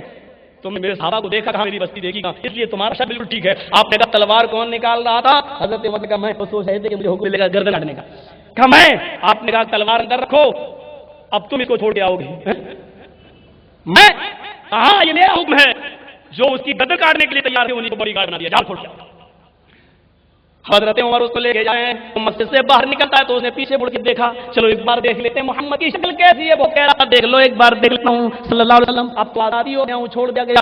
جیسے وہ مسجد سے نکلا اس نے پیچھے مجھے جو ہی محمد رسول اللہ کے چہرے پہ نظر ڈالی، چاند جیسا چمکتا ہوا چہرہ، سورج جیسے چمکتے ہوئے روشن چہرے پہ نظر پڑی، جس چہرے کو دیکھ کر کبھی حسان ابن ثابت نے کہا تھا وَأَحْسَنَ مِنْكَ لَمْ تَرَ قَطُّ عَيْنِي وَأَجْمَلَ مِنْكَ لَمْ تَلِدِ النِّسَاءُ، میری نگاہوں نے آپ سے زیادہ حسین کوئی بیٹا نہیں دیکھا، کوئی بچہ نہیں دیکھا، اور دنیا کی کسی بھی عورت نے آپ سے زیادہ خوبصورت بیٹا پیدا ہی نہیں کیا۔ اس چہرے پہ نظر پڑی، چہرے نے بتلا دیا کہ یہ جھوٹے کا چہرہ نہیں ہو سکتا، تیزی کے ساتھ بھاگ رہا ہے۔ عمر کہتے ہیں چل اسی طرح بھاگ رہا ہے، لیکن وہ روکتا نہیں ہے۔ سمامہ جتنی تیزی سے آگے بڑھ رہا ہے، سمامہ کا دل اتنی دھنی رفتار سے محمد رسول اللہ کی طرف پیچھے کی طرف بھاگ رہا ہے۔ سمامہ آگے، سمامہ کا دل محمد رسول اللہ کی طرف۔ سمامہ 2 میل بھاگ گیا، ایک کنواں ملا، اسی کنویں کے پانی سے نہا رہا ہے، پھر لوٹ کر مسجد نبی کی طرف آتا ہے۔ حضرت عمر کہتے ہیں کیا باولا آدمی ہے، ابھی بھاگ رہا تھا ادھر الٹا بھاگ رہا ہے، اس نے میری ناک میں دم کر دی، اس کو کیا کروں؟ یہ بھاگ رہا ہے اور سیدھے مسجد نبی کی چوکھٹ کو پکڑ کے کہتا ہے آئے محمد ابن عبداللہ، آئے عبداللہ کے بیٹے محمد۔ آپ کی نظر دروازے کے کھڑے سمامہ پر گئی، آپ نے کہا سمامہ کیا ہوا؟ کیا عمر نے تمہیں پریشان کیا؟ جس کو باڈی گارڈ بنایا اس نے پریشان کیا، یا مکی میں کسی اور نے تمہیں ستایا؟ اس نے کہا نہیں مجھے تو آپ نے ستایا۔ کہا تم ماما کیا کہہ رہے ہو؟ میں کیا ستایا؟ میں نے تو تمہیں آزاد کر دیا اور تم کہہ رہے ہو میں نے ستایا۔ اوہ کیا الفاظ دیکھو، مجھے آزاد کہاں کیا ہے؟ آزاد تو میں پہلے تھا جب میرے ہاتھ بندے تھے، میرے پیر بندے تھے، کھمبے سے میں بندہ تھا تب میں آزاد تھا۔ جتنی گالی دینا چاہتا تھا میں آپ کو دیتا تھا، جتنا برا بھلا کہنا چاہتا تھا میں کہتا تھا اور تم میرا کچھ نہیں کرتے تھے۔ اب جب مجھے آزاد آزاد کر دیا ہے تو تم نے مجھے آزاد کہاں کیا ہے؟ مجھے تو اپنے حسن کا دیوانہ بنا لیا ہے، مجھے تو اپنا غلام بنا لیا ہے۔ اے اللہ کے نبی، یہ یمامہ کا گورنر ہے سمامہ، دیکھیے میں تاج اٹھاتا ہوں۔ اس نے اس تاج کو اتارا اور جوتے کی نوک پہ ٹھکرا دیا، فرمایا کہ میں گورنری کا تاج پھینک رہا ہوں اور آپ کے پیروں کے جوتے صحیح کرنے کے لیے، آپ کی سیوا کرنے کے لیے چلا آیا۔ مجھے بھی اپنا غلام بنا لیجئے، مجھے بھی اپنی امت میں شامل کر لیجئے، مجھے بھی ایک ادنا سا مومن کا درجہ دے دیجئے۔ اور اس نے وہی کلمہ پڑھا، نبی اکرم کا یہ سوبھاؤ، یہ کریکٹر، یہ اخلاق دیکھ کر، اشہد ان لا الہ الا اللہ واشہد ان محمدن عبدہ ورسولہ، اس نے یہ کلمہ پڑھ لیا اور اسلام لے آیا۔ میرے پیارے ساتھیو، اسلام اپنے اس اعلیٰ اخلاق اور اعلیٰ کردار کی بنیاد پر پھیلا ہے۔ آج ہمارے پاس یہ اخلاق نہیں ہے، یہ کردار نہیں ہے، کیا اسی کا نام اسلام ہے جو آج ہمارے بھارت کے مسلمان کر رہے ہیں؟ ہمارے پرشاسن والے بیچارے بیٹھے ہیں، یہ ڈیوٹی ہے ان کی، ایمانداری کے ساتھ یہ لوگ بھی فیصلہ کریں۔ یہ ضلعی جمعیت اہل حدیث کی طرف سے جو جلسہ ہو رہا ہے، کبھی آپ کو جمعیت اہل حدیث کی طرف سے کبھی کوئی شکایت کا موقع کبھی آپ کو ملا ہے؟ کبھی کوئی ایف آئی آر کبھی آپ کے پولیس اسٹیشنوں میں درج ہوئی ہے؟ سب سے زیادہ پیسفل اگر کوئی جماعت ہے تو یہ جمعیت اہل حدیث ہے، چاہے وہ صوبائی ہو، چاہے وہ ضلعی ہو، چاہے وہ سینٹرل کی ہو، مرکزی جمعیت ہو۔ میرے بھائیوں، آپ دیکھیے اور دنوں میں راستے کون جام کرتا ہے، جلوس کون نکالتا ہے، لوگوں کے لیے مصیبتیں کون کھڑی کرتا ہے، کبھی اس نام کا جلوس، کبھی اس نام کا جلوس، کبھی اس مہینے کا جلوس، کبھی اس مہینے کا جلوس۔ آپ دیکھیے، کیا کبھی آپ کو ہماری جماعت نے کبھی آپ ایف آئی آر ملی ہے آپ کو؟ کبھی انہوں نے آپ کے راستے تنگ کیے ہوں؟ کبھی آپ کو نکلنے کا موقع نہ دیا ہو؟ کبھی ہم کھڑے ہوئے ہوں؟ اس لیے کہ ہم اسلام سے متاثر ہیں، ہماری جماعت اسلام سے متاثر ہے۔ کائنات کی دنیا کی سب سے بڑی پیسفل جماعت اگر کوئی ہے تو یہی جمعیت ہے، یہ جماعت ہے جو نہ غیروں کو تکلیف دیتی ہے نہ اپنوں کو تکلیف دیتی ہے۔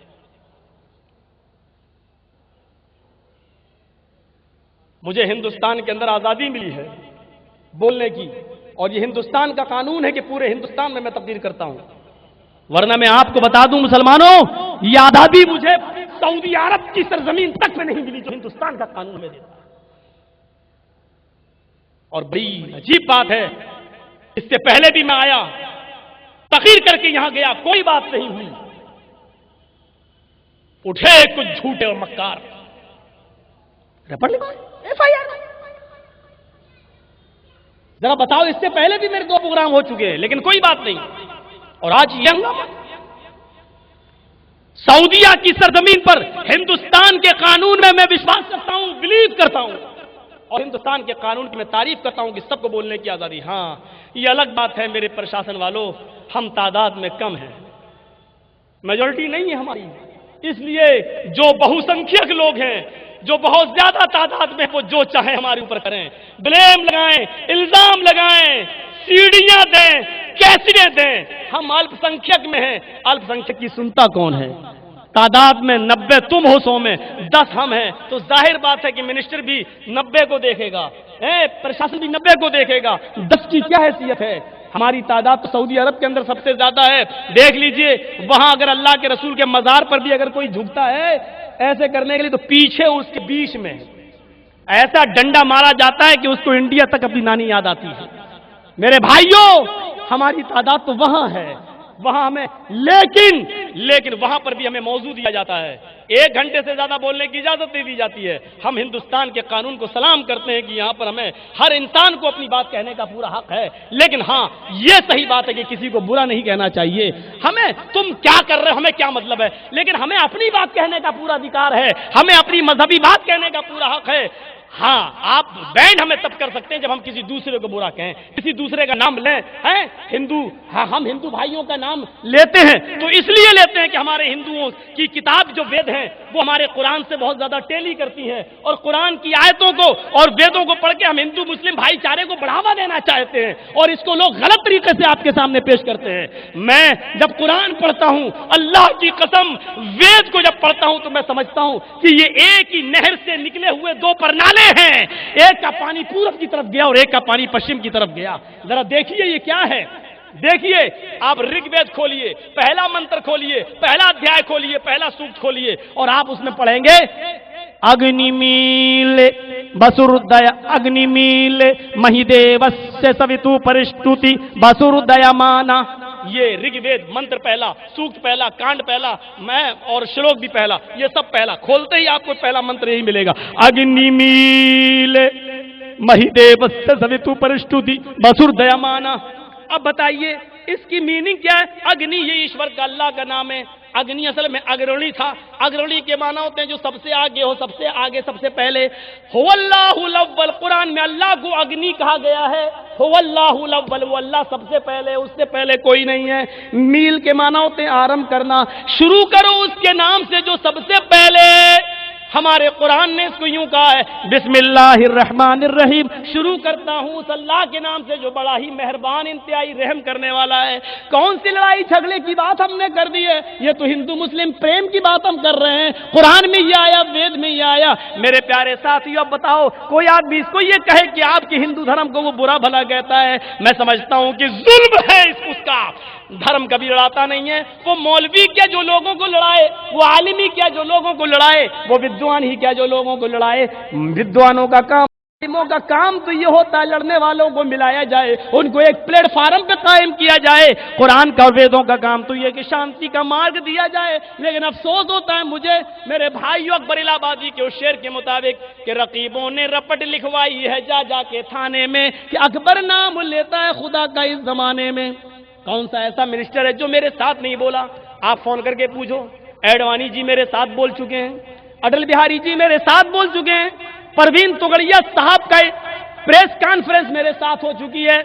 میرے بھائیوں سونیا گاندھی میرے ساتھ بول چکی ہیں، ملائم سنگھ اور اکھلیش کے اسٹیج پہ میں جا چکا ہوں. کون سا منسٹر ہے کہ جس کے اسٹیج پر میں نہیں گیا ہوں؟ کون سا منتری ہے کہ جس کے اسٹیج پر میں نہیں گیا ہوں؟ جو شکایت پورے بھارت کے لوگوں کو نہیں، وہ اندور کے کچھ بدقماش لوگوں کو مل گئی. ہم ان کے بارے میں یہ دعا کرتے ہیں کہ اللہم اہد قومی فانہم لا یعلمون. اللہ میری قوم کو ہدایت دے، یہ بیچاری جانتی نہیں ہے.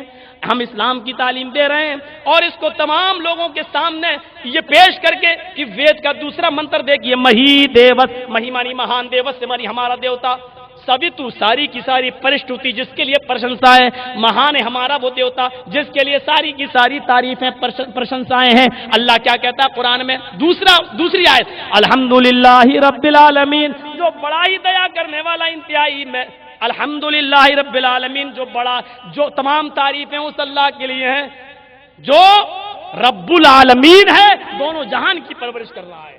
ایک واقعہ اور وید کا اس منتر کے بعد بسر دیامانا، یہ تیسرا منتر ہے رگ وید کا. بسر دیامانا جو بڑی دیا کرنے والا ہے. قرآن کیا کہتا ہے؟ الرحمن الرحیم، جو بڑا ہی رحمان اور رحیم ہے، بڑا ہی مہربان ہے. ایسی افواہوں پر اور شکایتوں پر وہ توجہ نہ دیں. میرے پیارے ساتھیوں میں پھر وہیں آنا چاہتا ہوں کہ اسلام دین رحمت ہے. آئیے محمد رسول اللہ صلی اللہ علیہ وسلم کے اس واقعے کو ہم ذرا دیکھتے ہیں جو جناب محمد رسول اللہ صلی اللہ علیہ وسلم، دیکھیے کتنا دلچسپ اور دردناک واقعہ. آپ کے آنکھیں کھل جائیں گی. 100 اونٹوں کے لالچ میں لوگ نبی کا پیچھا کرنا چاہتے ہیں اور نبی کو پکڑنا چاہتے ہیں کہ محمد صاحب کو ہم ماریں گے، قتل کریں گے، اب پکڑیں گے زندہ مردہ تو ہمیں 100 اونٹ ملیں گے. اللہ کے نبی کا داماد حضرت علی اور آپ کی بیٹی حضرت زینب ایک اونٹ کے اوپر سوار ہیں، ایک اونٹ پر سوار ہیں. ذرا غور سے سنیے گا. اس واقعے کی ایک لائن بھی اگر ذہن سے نکل گئی تو پوری تقریر نہیں سمجھ پاؤ گے میری. یہ قصہ بہت دلچسپ ہے اور دردناک ہے، اور خاص طور پر ہمارے میڈیا والے اس قصے کو، محمد صاحب کی جیونی کے اس واقعے کو، اس لائف کے اس واقعے کو ذرا پڑھیں، دیکھیں اور سنیں. محمد صاحب کی بیٹی زینب ہیں، وہ گروتی ہیں، حاملہ ہیں، اور حضرت علی کے اونٹ کے پیچھے بیٹھی ہوئی ہیں. اللہ کے نبی آگے آگے جا رہے ہیں.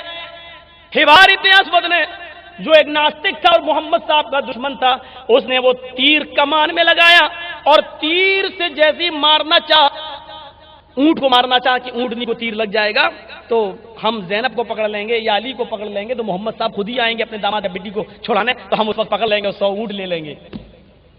تو حبار ابن اسود نے جو ہی نشانہ لگایا، وہ نشانہ چوک گیا اور بجائے اونٹنی کے لگنے کے حضرت زینب کے پیٹ میں لگا. محمد صاحب کی پتری ہیں، بیٹی ہیں، ان کے پیٹ میں وہ تیر لگتا ہے تیر گھس گیا اندر، پیٹ پھٹ گیا، پیٹ کا بچہ گر کر زمین پر گر گیا، ساقط ہو گیا، حمل کرپات ہو گیا، زمین پر بچہ گرا، زینب بھی لڑک گئی۔ حضرت علی تھوڑی بلند آواز میں چیخے، اللہ کے رسول تو آگے تھے، ان کے کانوں میں آواز گئی، دوڑتے ہوئے آئے، اتنے میں دشمن بھاگ گئے۔ یہ کیا ہوا؟ مارا تو اونٹ کو تھا لیکن لگ گیا دوسرے کو، بھاگ گئے۔ آپ نے اپنی بیٹی کو پکڑا، دونوں ہاتھوں سے اٹھایا اور اپنی بیٹی کی پیشانی کو چوما۔ بیٹی کی محبت، اولاد کی محبت اس سے پوچھو جس کو اللہ نے کوئی اولاد نہ دی ہو، یا دی ہو چھین لی ہو، مرتیو اس کی ہو گئی ہو، موت ہو گئی ہو، اس سے پوچھو اولاد کی محبت کیا ہے۔ محمد صاحب نے اپنی بیٹی کو پکڑا، پوچھا بیٹی تیر کس نے مارا؟ اس نے ایک ہی جواب دیا، ہبار۔ ہبار کہہ کر وہ زبان رک گئی۔ مدینہ اس کو لے کر آئے، 2-4 دن علاج کیا، لیکن بیٹی کا اتنا خون بہہ چکا تھا اور میڈیکل سرجری اتنی کامیاب نہیں تھی اس زمانے میں۔ اسی صدمے سے کہ ہائے میرے پیٹ کا بچہ گر گیا زمین کی اوپر، اور اسی صدمے سے، اسی دکھ سے حضرت زینب کا انتقال ہو گیا، مرتیو ہو گئی۔ اللہ کے نبی جب اپنی بیٹی کو قبر میں اتار رہے تھے، دفن کر رہے تھے اور مٹی دے رہے تھے، تو آپ کی آنکھوں میں آنسو تھے۔ صحابہ نے کہا آپ رو رہے ہیں؟ اللہ کے نبی فرماتے ہیں ہاں، یہ دکھ کے، محبت کے آنسو ہیں جو اللہ نے ہر باپ کے دل میں اپنی اولاد کی محبت رکھی ہے، یہ وہ آنسو ہیں۔ منع تو نوحہ کرنے سے، ماتم کرنے سے منع کیا، ایسے بیان کر کر کے روئیں، بال پھاڑیں، ہاں اب کیا ہوگا میرا، یہ منع ہے۔ لیکن محبت کے اگر آنسو دکھ میں گر جائیں تو یہ منع نہیں۔ دفن کر دیا۔ 10 سال مدینے میں اللہ کے نبی رہے۔ اس کے بعد جب مکہ وجئی کر لیا، اور مکے میں جب آپ 10 سال مدینہ رہ کر جب مکے میں آئے، تو آپ نے مکے والوں سے کہا تم نے ہمیں مدینے میں مکے سے نکالا تھا، لیکن تم ڈرو نہیں، تم سب معاف کر دیے جاؤ گے، جاؤ، کوئی انتقام نہیں لیا جائے گا تم سے۔ لیکن کون کون مجرم ہے وہ آئے، ہم اس کی شکل دیکھنا چاہتے ہیں، وہ آتا جائے اور ہم اس کو معاف کرتے جائیں۔ ایک مجرم آیا، آپ نے کہا جاؤ معاف کیا۔ دوسرا کہتا میں بھی گناہ گار ہوں، آپ نے کہا جاؤ تمہیں بھی معاف کر دیا۔ وہ ہندا جس نے محمد صاحب کا کے چچا کا حمزہ کا کلیجہ نکالا تھا، ناک کاٹی تھی، کان کاٹا تھا، اور اس میں ڈورا دھاگا ڈال کر اس کا ہار بنا کر پہنا تھا، وہ ہندا آئی۔ محمد صلی اللہ علیہ وسلم کے چچا حضرت حمزہ کا کلیجہ نکالا تھا اور اس کی بوٹی کر کے کھائی تھی، لیکن کھا نہیں سکی، دانتوں سے چبا کر اس نے پھینک دی تھی، اگل دی تھی۔ جب وہ سامنے آئی تو آپ نے کہا تم تو ہندا ہو، تم تو میری چچا کی قاتلہ ہو، تم نے تو میرے چچا کی ناک اور کان کاٹا تھا، اس کا ہار بنایا تھا، کلیجہ نکالا تھا اور اس کو کھایا تھا۔ اس نے کہا، آپ نے فرمایا جاؤ میں نے تمہیں بھی چھما کر دیا، معاف کر دیا۔ میڈیا والوں، اب تمہیں محمد رسول اللہ کیسے لگ رہے ہیں؟ ایمانداری کے ساتھ بتانا، اپنے چچا کے قاتل کو معاف کر رہے ہیں، مکہ اپنے ہاتھ میں، حکومت اپنے ہاتھ میں، پھر بھی معاف کر رہے ہیں۔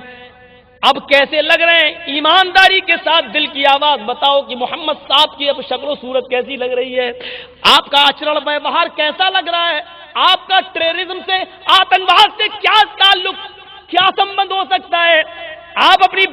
آپ ذرا غور کرو اپنے چچا کے قاتل کو، آپ یہ کہہ رہے ہیں جا میں نے تجھے بھی معاف کر دیا، لیکن اتنی ریکویسٹ کر دی کہ میں بھی ایک انسان ہوں، میرے پاس بھی تمہاری طرح دل ہے، جب تم میرے سامنے آتی ہو تو مجھے اپنے چچا کی لاش یاد آ جاتی ہے، اس لیے تم میرے سامنے نہ آیا کرو تاکہ میری چچا کا تڑپتا ہوا چہرہ مجھے نہ میرے سامنے نہ آیا کرے۔ آپ بھی ایک انسان تھے، میرے پیارے ساتھیوں، ذرا غور کرو، مہان پروش کا درجہ تو دیا جا سکتا ہے، لیکن ہمارے اندر ایک تہذیب ہے، ہمارے یہاں ایک معاملہ ہے، ہم کسی کو بھگوان کا درجہ نہیں دیتے ہیں، چاہے اس کا درجہ کتنا ہی بڑا ہو۔ میرے پیارے ساتھیوں، بھگوان وہ ہوتا ہے جس کی پوجا کی جائے، اور وہ ایک ہی ہوتا ہے۔ ہم سورج کو اسی لیے بھگوان نہیں کہتے ہیں، وہ روشنی دیتا ہے، وہ ساری بات صحیح ہے، لیکن وہ صبح نکلتا ہے اور شام کو ڈوبتا ہے، کبھی کبھی اس میں گرہن بھی لگتا ہے، اس لیے یہ چیز بتلا رہی ہے کہ اس کو صبح نکالنے والا بھی کوئی ہے اور شام کو ڈبونے والا بھی کوئی ہے، اور اس میں گرہن لگا لگانے والا بھی کوئی ہے، تو جو ذات یہ ساری کام کر رہی ہے اس کا نام ہے اللہ، اسی کا نام ہے برہما، اسی کا نام ہے پربھو، اسی کا نام ہے ایشور، اسی کا نام ہے گاڈ۔ جس نام سے بھی یاد کرنا چاہو کر لو، زبانوں کا انتر ہے لیکن وہ مہان شکتی ایک ہی ہے، وہ ماسٹر آف ورلڈ ایک ہی ہے، کریٹر آف یونیورس ایک ہی ہے، اور وہ ہے اللہ۔ میرے پیارے ساتھیو، اس لیے ہم ڈائریکٹ اللہ کی عبادت کرتے ہیں، ڈائریکٹ۔ اسی لیے محمد صاحب نے اسلام ہم تک پہنچایا، وہ ایک ذریعہ تو ہو سکتے ہیں لیکن بھگوان کا درجہ نہیں دیا جا سکتا ہے کہ وہ انسان سے نکل جائیں، نہیں، وہ انسان تھے۔ اس لیے آپ نے کہا کہ میں بھی تمہاری طرح کا ایک انسان ہوں اور میرے پاس بھی ایک دل ہے جیسے تمہارے پاس ہے۔ جب تم میرے سامنے آتی ہو تو مجھے میرے چچا کی لاش یاد آ جاتی ہے، لیکن جاؤ، میں نے تم کو بھی معاف کر دیا، میرے سامنے مت آیا کرو۔ اس کے بعد وہ دردناک منظر سامنے آیا کہ سامنے اسی کے پیچھے آپ کی بیٹی کا قاتل کھڑا ہے، نام ہے ہبار۔ وہ ہاتھ جوڑے، محمد صلی اللہ علیہ وسلم مجھے بھی معاف کر دو۔ آپ کہتے ہیں تمہارا جرم کیا ہے؟ کہنے لگا اگر میں اپنا جرم بتا دوں تو آپ کے پیروں کے نیچے سے زمین سرک جائے گی۔ آپ نے کہا نہیں بتاؤ، اتنے بڑے بڑے مجرم آئے، میں نے سب کو معاف کیا، تم بھی بتاؤ اپنا جرم۔ کہنے لگا میں آپ کی بیٹی کا قاتل ہوں، زینب کا ہوں۔ تم نے میری بیٹی کا قتل کیا تھا؟ تم ہبار ہو؟ ہاں، میں ہی ہبار ابن اسود ہوں۔ آپ بیٹھے تھے، کھڑے ہو گئے، آپ نے فرمایا ہبار 40 سال کا جب میں ہوا تو مجھے نبوت ملی، 63 سال تک آپ زندہ رہے، 23 سال۔ آپ نے فرمایا اس 23 سالہ زندگی میں اب تک مجھے جتنی تکلیفیں پہنچی، دکھ پہنچے، اگر ان کو ترازو کے ایک طرف رکھ دو، اور جس دن تو نے میری بیٹی کے پیٹ میں تیر مارا اس ایک دن مجھے جو دکھ پہنچا اس کو ترازو کے دوسرے سائیڈ میں رکھ دو، تو اس ایک دن کا دکھ میری 23 سال کی تکلیفوں پر بھاری ہوگا۔ آئے ہی بار میری وہ بیٹی جو میرے لیے پہلے ہی بہت ماریں کھائی، بہت ستائی گئی، اور میری نقش قدم پہ چل کر اس نے اپنی جان بھی دے دی، لیکن آئے ہی بار تم محمد کی چوکھٹ پر آئے ہو صلی اللہ علیہ وسلم، تم میری چوکھٹ پر آئے ہو، اور میں نے کسی سے انتقام نہیں لیا، اپنی ذات اور خاندان کے لیے بدلہ نہیں لیا۔ جاؤ، آئے ہی بار میں نے تمہیں بھی چھما کیا، آئے ہی بار جا جا، او میری بیٹی کے قاتل جا، میں نے تجھے بھی معاف کر دیا۔ آپ نے اپنی بیٹی کے قاتل کو جب معاف کیا تو اس سے بھی یہی کہا کہ آئندہ میرے سامنے مت آنا، آئے ہی بار جب تو میرے سامنے آئے گا تو مجھے زینب کی یاد زیادہ تڑپ آئے گی، اور اس کی تڑپتی ہوئی لاش مجھے میرے سامنے آ جائے گی، لیکن جا، میں نے تجھے معاف کر دیا۔ یہ اسلام کا سچا چہرہ تھا۔ چند ٹیررسٹ لوگوں نے اور آتنکوادیوں نے اسلام کی پوری شکل کو بگاڑ دیا۔ میں چیخ چیخ کر کہتا ہوں میڈیا والوں، اسلام کا دہشت گردی سے کوئی تعلق نہیں ہے، کوسوں دور ہے، کوسوں دور۔ عبداللہ ابن عمر کا پڑوسی یہودی تھا، ان کے گھر بچہ پیدا ہوا، جب گوشت بن کے سامنے آیا، جانور ذبح ہوا تو بار بار کہا کہ پڑوسی کو گوشت بھجوا دیا؟ کہا ابھی نہیں۔ کہا جب گوشت بن جائے تو بھجوا دینا۔ پھر پوچھا بھجوایا؟ کہا ابھی نہیں، ابھی گوشت بن رہا ہے۔ کئی بار انہوں نے پوچھا، لوگوں نے کہا عبداللہ بار بار کیوں پوچھ رہے ہو؟ کہا میں نے محمد رسول اللہ سے سنا ہے کہ وہ مومن نہیں، وہ مسلمان نہیں جو خود پیٹ بھر کے کھانا کھا لے اور اس کا پڑوسی بھوکا سو جائے، وہ مسلمان نہیں۔ یہ نہیں کہا وہ مسلمان ہونا چاہیے، کوئی بھی ہو، یہودی ہو یا مسلمان ہو یا عیسائی ہو، اگر اس کا پڑوسی بھوکا سو گیا اور ہم کھانا کھا گئے، پیٹ بھر لیا ہم نے اور ہمارا پڑوسی بھوکا سویا تو ہم مسلمان نہیں۔ یہ محمد صلی اللہ علیہ وسلم نے فرمایا۔ میرے بھائیو، اسلام کا تعلق ہے، اسلام کا ویوہار ہے، اسلام کا تعجب ہے۔ بیٹی کے قاتل کو معاف کر رہے ہیں، زینب کے قاتل کو معاف کر رہے ہیں، اس سے بڑا رحم و کرم اور کام ملے گا؟ اس منظر کو ذرا دیکھیے، مکہ فتح ہو گیا، کافروں نے اپنے بوریا بستر لے لیے، اپنی گردن کفن، سروں پہ کفن باندھ لیا، وہ سمجھ گئے کہ اب تو محمد صلی اللہ علیہ وسلم کے ہاتھوں میں مکہ آ گیا، ہم نے ان کو مکے مکے سے 10 سال پہلے نکالا تھا، پریشان کیا تھا، آج محمد کے ساتھی بھی ہمیں ماریں گے، پریشان کریں گے۔ ایک صحابی نے تو یہاں تک کہہ ڈالا الیوم یوم الملحمہ، آئے کافروں کٹنے کے لیے تیار ہو جاؤ، آج کا دن تو ٹکڑے ٹکڑے کر دینے کا دن ہے، آج تم تمہارا قیمہ قیمہ کر دیں گے، بوٹی بوٹی کر دیں گے۔ تم نے ہمیں مکے سے نکالا، ہمارے نبی کو نکالا، ہمارے بچوں کو بے دخل کیا، ہماری بیویوں کو تم نے پکڑا، آج ہم تمہیں قتل کریں گے، مکہ ہمارے ہاتھ میں ہے۔ یہ الفاظ، یہ شبد جب محمد صاحب نے سنے تو آپ نے فرمایا لوگوں ڈرنا نہیں، یہ ساتھ جھوٹ بول رہے ہیں، آج کا دن بوٹی بوٹی کر دینے کا دن نہیں ہے، الیوم یوم المرحمہ، آج کا دن تو رحم و کرم کا دن ہے، معاف کر دینے کا دن ہے۔ آئے کافرو جاؤ جاؤ، ہم نے تم کو معاف کیا، اذهبوا انتم الطلقاء لا تثریب علیکم اليوم، آج تم سے کوئی بدلہ نہ لیا جائے گا، آج تم سے کوئی انتقام نہ لیا جائے گا، تم سب آزاد ہو، جاؤ تم سب آزاد ہو، تم سے کوئی بدلہ نہیں لیا جائے گا۔ ایک جنگ میں آپ گئے ہوئے تھے، لوٹا ہوا مال جنگوں میں شریک لوگوں کو ملتا ہے، آپ کو اپنا حصہ ملا ہوا تھا، ایک ہاتھ میں یہ تھیلا ایک ہاتھ میں یہ تھیلا، دونوں تھیلے بھرے ہوئے تھے۔ حضرت عائشہ جو نبی کی بیوی ہیں فرماتی ہیں میرے گھر میں 15 دن سے چولہا نہیں جلاتا، میں نے گھر میں لکڑیاں چولہے میں رکھ دی، چولہا میں نے پوت دیا، صحیح کر لیا، 15 دن سے چولہا نہیں جلا، آج میرے شوہر میرے سرتاج میرے ہسبینڈ گھر میں آ رہے ہیں اور اپنا حصہ لا رہے ہیں، آج میرے گھر میں بھی گوشت بنے گا، آج میرے گھر میں بھی سالن بنے گا، آج روٹی میرے گھر میں بھی پکے گی، کھجور کھا کھا کر میرا پیٹ خراب ہو گیا، آج میرے گھر میں بھی روٹی بنے گی، سالن بنے گا۔ حضرت عائشہ خوش تھی، اتنے میں دروازہ اللہ کے نبی کھٹکھٹاتے ہیں، اما عائشہ نے دروازہ کھولا، کیا دیکھتی ہیں کہ آپ کے دونوں ہاتھ خالی ہیں؟ پوچھا اے اللہ کے نبی گھر میں لکڑیاں ہیں، چولہے میں میں نے لکڑیاں رکھ دی ہیں، ہم تو انتظار میں تھے کہ آج گھر میں سالن بنے گا، آپ کا حصہ کیا ہوا؟ فرمایا عائشہ میں اپنا حق لے کے آ رہا تھا، میں اپنا حصہ لے کے آ رہا تھا، میرے دونوں ہاتھ میرے حصے سے بھرے ہوئے تھے، لیکن راستے میں 2 یتیم بچے مجھے ملے، ایک کی عمر تھی 9 سال، ایک کی عمر تھی 10 سال، ایک بچے نے کہا اللہ کے نبی میرے گھر میں 7 دن سے چولہا نہیں جلا، دوسرے بچے نے کہا کہ میرے گھر میں 10 دن سے چولہا نہیں جلا، ایک نے کہا میرا باپ نہیں ہے، دوسرے نے کہا میری ماں نہیں ہے۔ عائشہ جب میں نے یہ سنا کہ ایک نے کہا میرا باپ نہیں ہے میری ماں نہیں ہے، جب میں نے یہ سنا تو میرے ہاتھ کپ کپ آ گئے اور میں نے ایک تھیلا اس بچے کو دے دیا اور دوسرا تھیلا اس بچے کو دے دیا۔ عائشہ میں سب کچھ برداشت کر سکتا، یتیموں کو بھوکا مرتا ہوا نہیں دیکھ سکتا۔ عائشہ تم نہیں جانتی ہو یتیمی کیا ہے، یتیمی میں نے جھیلی ہے، میں جب پیدا بھی نہیں ہوا تھا میرے باپ انتقال کر گئے، دنیا جانتی ہے محمد صاحب کے پیدا ہونے سے 2 مہینے پہلے ہی ان کے باپ کا نِدھن ہو گیا، انتقال ہو گیا۔ فرمایا عائشہ جب میں پیدا ہوا تو میرے پیدا ہونے سے 2 مہینے پہلے میرے باپ گزر گئے، میری پرورش بغیر باپ کی ہوئی میری ماں نے کی، اور جب وہ بھی 6 سال، جب میں 6 سال کا ہوا تو میری ماں بھی مجھے چھوڑ کے چلی گئی۔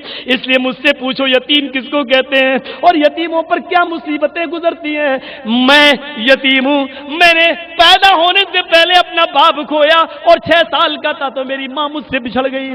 آیا عائشہ میں اپنے آپ کو بھوکا رکھ سکتا ہوں، تمہیں بھوکا دیکھ سکتا ہوں، لیکن یتیم بچوں کو بھوکا نہیں دیکھ سکتا۔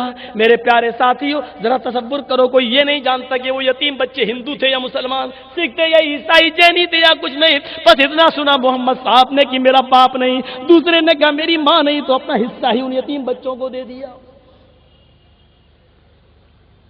یہ تھا کردار، اور اسلام اسی کردار کا محتاج ہے، یہی کردار تم سے چاہتا ہے۔ اس ہندوستان نے میرے بھائیوں ہم پر بہت سے احسانات بھی کیے ہیں، کون نہیں جانتا۔ آپ کو پوری آزادی ہے اپنی بات کہنے کی، اگر آپ کا کسی سے کوئی معاملہ ہے تو پورا حق ہے آپ کو کیس کرنے کا، مقدمہ کرنے کا، اور ہو رہا ہے۔ میں جانتا ہوں ہاں کچھ سیاست اور راجنیتک معاملے میں ہندو اور مسلمان، ان ہندو مسلم لوگوں کے درمیان تھوڑی سی کھائیاں بڑی ہیں، ورنہ میرے بھائیوں نہ ذاتی طور پر ہندو بھائی برے ہیں نہ مسلمان بھائی برے ہیں، وہ ایک الگ معاملہ بن جاتا ہے، الگ معاملہ۔ اب تو لوگ یہ کہہ رہے ہیں کہ 2014 بہت قریب ہے، اس لیے اب دنگے زیادہ ہوں گے، فساد زیادہ ہوں گے۔ کہنے والے کہتے ہیں اور دیکھنے میں آ بھی رہا ہے، مشاہدہ یہی ہو رہا ہے، اور جب یہ تمام چیزیں سامنے آئیں اور الیکشن کا زمانہ قریب ہو تو میرے بھائیوں یہ ساری چیزیں ہمارے سامنے آئیں گی، اور جب الیکشن ختم ہو جائے گا تو ساری چیزیں ختم ہو جائیں گی۔ یہ نہیں کہا جاتا ہے کہ اس میں ہمارا ہاتھ نہیں ہے، ہو سکتا ہے، لیکن میں اتنا ضرور کہوں گا کہ ایک داڑھی والا اگر دہشت گردی کرے تو پوری قوم مسلمان اس کی ذمہ دار نہیں ہو سکتی ہے، یا ایسی ایک ٹیکہ دھاری اگر دہشت گردی کرے تو پورا ہندو دھرم اور ہندو مذہب کو بدنام نہیں کیا جا سکتا ہے، کیونکہ آتنکواد کا کوئی دھرم نہیں ہوتا ہے، آتنکواد کا کوئی مذہب نہیں ہوتا ہے۔ اگر آتنکواد کا کوئی دھرم ہوتا تو میرے بھائیوں وہ اسلام کو سب سے زیادہ اپنے دل میں بساتا، اور اسلام یہ کہتا ہے کہ محمد رسول اللہ اپنی بیٹی کے قاتل کو معاف کر رہے ہیں، اپنے چچا کے قاتل کو معاف کر رہے ہیں۔ اسلام کی یہ شکل دیکھو، سمامہ ابن اسال کو آپ معاف کر رہے ہیں۔ اور ایک واقعہ ہم چلتے چلتے تھوڑی سی اور اجازت لیں گے اپنے پرشاسن والوں سے، بس ایک قصے کی ایک واقعے کی، میں جانتا ہوں کہ 11 بج گئے ہیں۔ میرے بھائیوں ذرا دیکھیے اسلام کیا ہے، اور یہ واقعہ آپ کے رونگٹے کھڑے کر دے گا۔ اللہ کے نبی کے پاس، محمد صلی اللہ علیہ وسلم کے پاس ایک عورت آئی اور آ کر کہنے لگی انی قد اصبت الحد یا رسول اللہ۔ بڑا دردناک واقعہ ہے، ذرا سنیے گا۔ اے اللہ کے رسول، مجھ سے زنا ہو گیا ہے۔ زنا اسلام کے اندر زنا ہے، چاہے وہ رضامندی کے ساتھ ہو اور چاہے وہ غیر رضامندی کے ساتھ ہو۔ مثلا ہمارے ہاں یہ ہے کہ 22 سال کا لڑکا یا 18 سال کی لڑکی اگر رضامندی کے ساتھ سیکس کر لیتے ہیں تو اس کو بلاತ್ಕಾರ نہیں مانا جاتا ہے۔ بلاತ್ಕಾರ اس کو مانا جاتا ہے کہ جبرن کسی لڑکی کو پکڑ کے اس کے ساتھ ریپ کیا جائے، یہ بلاತ್ಕಾರ۔ اسلام کہتا ہے تمہارا صرف اسی کے ساتھ جائز سمبند ہونا چاہیے جو تمہارا پتی ہے، پتی کے علاوہ کوئی بھی ہو، اگر تم نے اس سے اپنے سمبند بنا لیے ہیں چاہے رضامندی کے ساتھ کیوں نہیں، یہ بلاತ್ಕಾರ ہے، یہ زنا ہے۔ یہ الگ بات ہے کہ اسی میں اگر جبر لگ جائے تو زنا بالجبر ہو جاتا ہے، اور اسی کے اندر اگر رضامندی شامل ہو تو زنا بالرضا کہلاتا ہے۔ یہ اس کی کیٹیگریز ہیں، الگ الگ قسمیں ہیں۔ ابھی ہمارے مولانا بتلا رہے تھے مدنی صاحب کہ اگر ایسا ماحول ہو جائے تو اسلام تو یہ 3 سال 5 سال کی لڑکیوں کے ساتھ جو ریپ ہو رہے ہیں وہ نہیں ایسی بات ہے۔ اسلام نے کی تعلیم دیکھیے آپ، اسلام نے یہ نہیں کہا کہ زنا مت کرو، قرآن پڑھیے، اسلام نے یہ نہیں کہا کہ زنا مت کرو، قرآن نے یہ کہا ہے کہ لا تقربوا الزنا انہ کان فاحشۃ وساء سبیلا۔ یہ نہیں کہا کہ زنا مت کرو، اسلام نے یہ کہا ہے زنا کے قریب بھی مت جاؤ۔ اور زنا کا قریب کیا ہے؟ پہلے آنکھوں سے آنکھیں ملتی ہیں، پھر دل میں گہرائی میں، پھر یہ پیار دل میں گھستا ہے، پھر موبائلوں سے باتیں ہوتی ہیں، اور پھر معاملہ آگے تک بڑھ جاتا ہے جو جسمانی شاریرک سمبند کہلاتا ہے۔ تو اسلام نے یہ کہا ہے کہ زنا کے قریب بھی مت جاؤ، اس نے زنا کے قربت کے سارے دروازے بند کر دیے۔ میں بنگال میں تقریر کرنے گیا، وہاں میرے پاس میڈیا والے آئے انٹرویو لینے کے لیے، کہنے لگے جرجی صاحب یہ بیان آ رہا ہے کہ سعودی عرب کا قانون یعنی گردن کاٹنے کا، قتل کرنے کا اگر قانون بھارت کے اندر نافذ کر دیا جائے تو کیا گینگ ریپ رک جائے گا؟ میں نے کہا نہیں، ہمارے مدنی صاحب کہہ رہے تھے کہ یہ ساری چیزیں رک جائیں گی، لیکن میں تھوڑا سا دوسرے مزاج سے یہ بات کہہ رہا ہوں کہ اگر گردنیں کاٹنے کا بھی قانون بنا دو کہ گینگ ریپ کرنے والے ریپسٹ کی گردنیں کاٹ دی جائیں تب بھی نہیں رکے گا۔ میڈیا والوں نے کہا ارے یہ کیا بات کر رہے ہیں آپ، سعودی عرب کا قانون نافذ کر دو تب بھی نہیں۔ میں نے کہا نہیں، سعودی عرب کے قانون کو بس آپ نے یہ سوچ لیا ہے کہ ریپسٹ کی گردن اڑا دو، یہی سعودیہ کا قانون ہے۔ ہم نے کہا سعودیہ کے اندر پہلے تو زنا کے سارے دروازے بند کر دیے تب یہ سزا بنائی گئی ہے۔ سعودی عرب کے اندر کوئی لڑکی جینز پہن کر نہیں جا سکتی ہے، کالج میں لڑکا اور لڑکی دونوں ایک ساتھ بیٹھ کر نہیں پڑھ سکتے ہیں۔ ہمارے یہاں ویلنٹائن ڈے آ جائے 14 فروری کو تو منہ سے منہ لگائے کتے کتیوں کی طرح پارکوں میں بیٹھی رہتی ہیں۔ جب یہ سماج یہ ہوگا تو آپ گینگ ریپ روکیں گے؟ میں اس معاملے میں مبارکباد پیش کرتا ہوں شیو سینا کے لوگوں کو، لاٹھی میں تیل پلاتے ہیں اور دوڑا دوڑا کے مارتے ہیں، یہی ہے حق، یہی ہے۔ ہو سکتا ہے کہ اس سے آگے بولوں گا تو کل پھر کہہ دیا جائے گا کہ مولانا صاحب ایسا بول دیے، اس سے آگے ہم نہیں بولیں گے۔ دیکھ لیجیے ویلنٹائن ڈے کے کتے کتیوں کی طرح منہ لگائے بیٹھے ہیں۔ ارے کتے کتیاں جانور ہیں، یہ پشچمی سبھیتا ہے، ویسٹرن کلچر ہے یہ۔ اور آپ کو ایک بات بتا دوں میڈیا والوں، اگر لکھ سکتے ہو تو میرے اس بات کو لکھ دو پیپر کے اندر گینگ ریپ جو ہوتا ہے وہ انڈین لڑکی کے ساتھ ہوتا ہے, بھارتیہ ناری کے ساتھ نہیں ہوتا ہے. لکھو میری بات. آپ کہہ رہے ہوں گے جرجیت صاحب نے یہ کون سی بات کہہ دی, بھائی انڈیا اور بھارت دونوں تو ایک ہی ہے. نہیں, انڈین یہ نام ہے ویسٹرن کلچر کا دیا ہوا, اور بھارتیہ عورت, بھارتیہ ناری, مجھ سے پوچھو, میں سفر کرتا ہوں, پورے ہندوستان کا ٹریول کرتا ہوں, آج بھی بھارت کی لڑکی, بھارتیہ ناری آج بھی اگر ٹرینوں میں بیٹھی ہوئی ہوتی ہے تو ساڑی پہنے ہوئے ہوتی ہے اور اپنے سر سے اپنا گھونگٹ اپنے چہرے پر مارے ہوئے ہوتی ہے. آج بھی بھارتیہ ناری جھلک اس میں نظر آتی ہے کہ بھارتیہ ناری ہے. جو ریپ ہوتا ہے وہ انڈین لڑکی کے ساتھ ہوتا ہے. جینس پہن لی, اتنا پہن لی اسکرٹ. ہماری بہنیں آئی ہوئی ہیں جلسے میں, یہ کپڑے سلاتی ہیں, بغیر برقعے کے نکلتی ہیں, یہ ان کو کوئی حق نہیں ہے کہنے کا کہ مولوی جرجیس یہ جملے کیوں بولتا ہے. کوئی حق نہیں ہے ان کو یہ کہنے کا.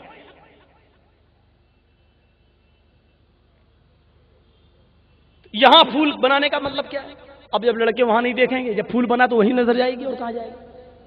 اب ان کو لوگ اپنی بہنیں بنائیں گے, جینس وینس پہن کے نکلے گی, ٹی شرٹ پہن کے نکلے گی, بال کھلے ہوئے ہوں گے, اب ان کو لڑکے اپنے بہن بنائیں گے. آپ اندازہ لگائیے میڈیا والوں, میں جانتا ہوں کہ میں نے یہ بیان جب کلیہ چک میں دیا کہ وہاں سعودی عرب میں لڑکی جینس نہیں پہن سکتی, اسکرٹ نہیں پہن سکتی, پارکوں میں 10 سال سے بڑی لڑکی لڑکوں کے پارک میں نہیں جا سکتی, اور 10 سال سے بڑا لڑکا لڑکیوں کے پارک میں نہیں جا سکتا, سارے راستے بند کر دیے ہیں زنا کے. تو انہوں نے دوسرے دن کیا دیا پیپر میں دیا مولانا جرجیس کا طالبانی بیان. انٹرویو یہ تو طالبانی بیان کہتے ہو تم. اگر آپ میڈیا والوں اپنے دھرم کی کتابیں پڑھی ہوتی, والمیکی رامائن وغیرہ, تو آپ یہ اعتراض نہیں کرتے. میں دھارمک ودوان ہوں, اس لیے دھرموں کو اچھی طرح جانتا ہوں. رام چندر جی کی پتنی سیتا کو جب راوڑ نے ہرن کیا اور ہنومان اور لکشمن جی دونوں تلاش کرنے کے لیے نکلے, تو سیتا جی کہیں اپنی چپل پھینک گئی, کہیں اپنی اوڑھنی پھینکی, کہیں اپنا کڑا, اور لاسٹ میں یہ نتھنی ناک کی. تو لکشمن نے ساری چیزیں پہچان لی, چپل میری بھابھی سیتا کی, میں جانتا ہوں, چلو اسی راستے سے لے کے گیا راوڑ. آگے گئے تو کنگنا ملا, چوڑی کا اسی راستے سے لے گئے, یہ بھی میری بھابھی کی ہے. جب ساری چیزیں پہچان لی تو لاسٹ میں نتھنی ملی, ہے نتھنی, ناک کی نتھنی. فرمایا لکشمن یہ نتھنی کس کی ہے؟ لکشمن نے اس نتھنی کو لیا اور رونے لگے اور کہنے لگے ہنومان جی یہ نتھنی بھی شاید میری بھابھی کی ہے. ہنومان نے کہا تم نے ساری چیزیں تو اپنی بھابھی کی بتائیں اور نتھنی پہ شاید لگا دیا, کیوں؟ فرمایا یہ نتھنی میری بھابھی ناک میں پہنتی ہوں گی, شاید ناک میں پہنتی ہوں گی, اور میں نے آج تک اپنی بھابھی کا چہرہ نہیں دیکھا ہے. وہ میری رام کی پتنی ہے, میں کون ہوتا ہوں ان کا چہرہ دیکھنے والا؟ میرے بھائیوں, ہندو دھرم کے اندر بھی سیتا جی کے پوتر چہرے کو رام کے چھوٹے بھائی لکشمن نے نہیں دیکھا. اسلام بھی یہی کہتا ہے. اللہ کے رسول سے کسی نے پوچھا ارائیت الحموا یا رسول اللہ, ایک عورت کہتی ہے کہ دیور سے پردہ کروں. آپ نے کہا اوروں سے پردے میں کمی ہو جائے تو گنجائش ہے, لیکن دیور تو موت ہے بھابھی کے لیے. اور یہاں جتنا مذاق بھابیاں دیور سے کرتی ہیں کسی سے نہیں کرتی. اے کولڈ میرج کرے گا کہ لو میرج؟ ایسا لگتا ہے کہ وہی تیرا شوہر ہے, وہی تیرا پتی ہے, ایسا لگتا ہے. تو میں نے کہا گینگ ریپ نہیں رکے گا, چاہے قتل کی سزا بنا دو. بولے کیوں؟ میں نے کہا کہ اگر پابندی لگانا تو تھوڑی سی پابندی اس پر بھی لگاؤ. لڑکیوں کے ڈریس پر, ان کے میک اپ پر بھی پابندی لگاؤ. میں آپ کو ایک چیز بتاتا ہوں, قرآن نے, دیکھیے میڈیا والوں نے ہم سے پوچھا کہ مولانا جرجیت صاحب ساری پابندی صرف لڑکیوں ہی کے اوپر ہے تمہارے دھرم میں. میں نے کہا یہ آپ کی غلط فہمی ہے, آپ نے ہمارے دھرم کی اسٹڈی صحیح سے نہیں کی ہے. اسلام لڑکیوں سے پہلے لڑکوں پر پابندی لگا رہا ہے, لڑکوں پر. دیکھیے قل للمؤمنات یغضضن من ابصارهن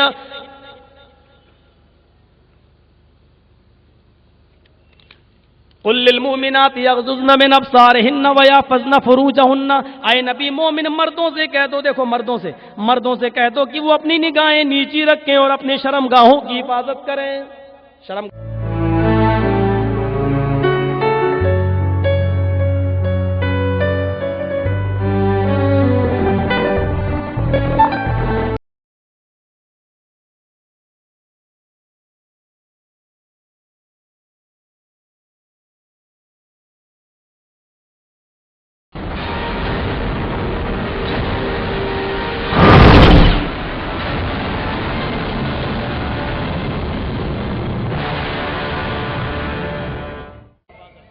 یہ بیچ میں، اور بیچ میں کوئی چیز ہوتی ہے.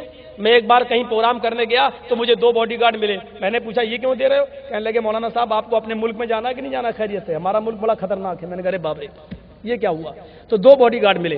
ادھر بھی AK-47 لیے کھڑا تھا، ادھر بھی ایسے دیکھتا تھا تو وہ کھڑا، ادھر دیکھتا تھا وہ کھڑا. تقریر کیا ہوگی جب دونوں طرف AK-47.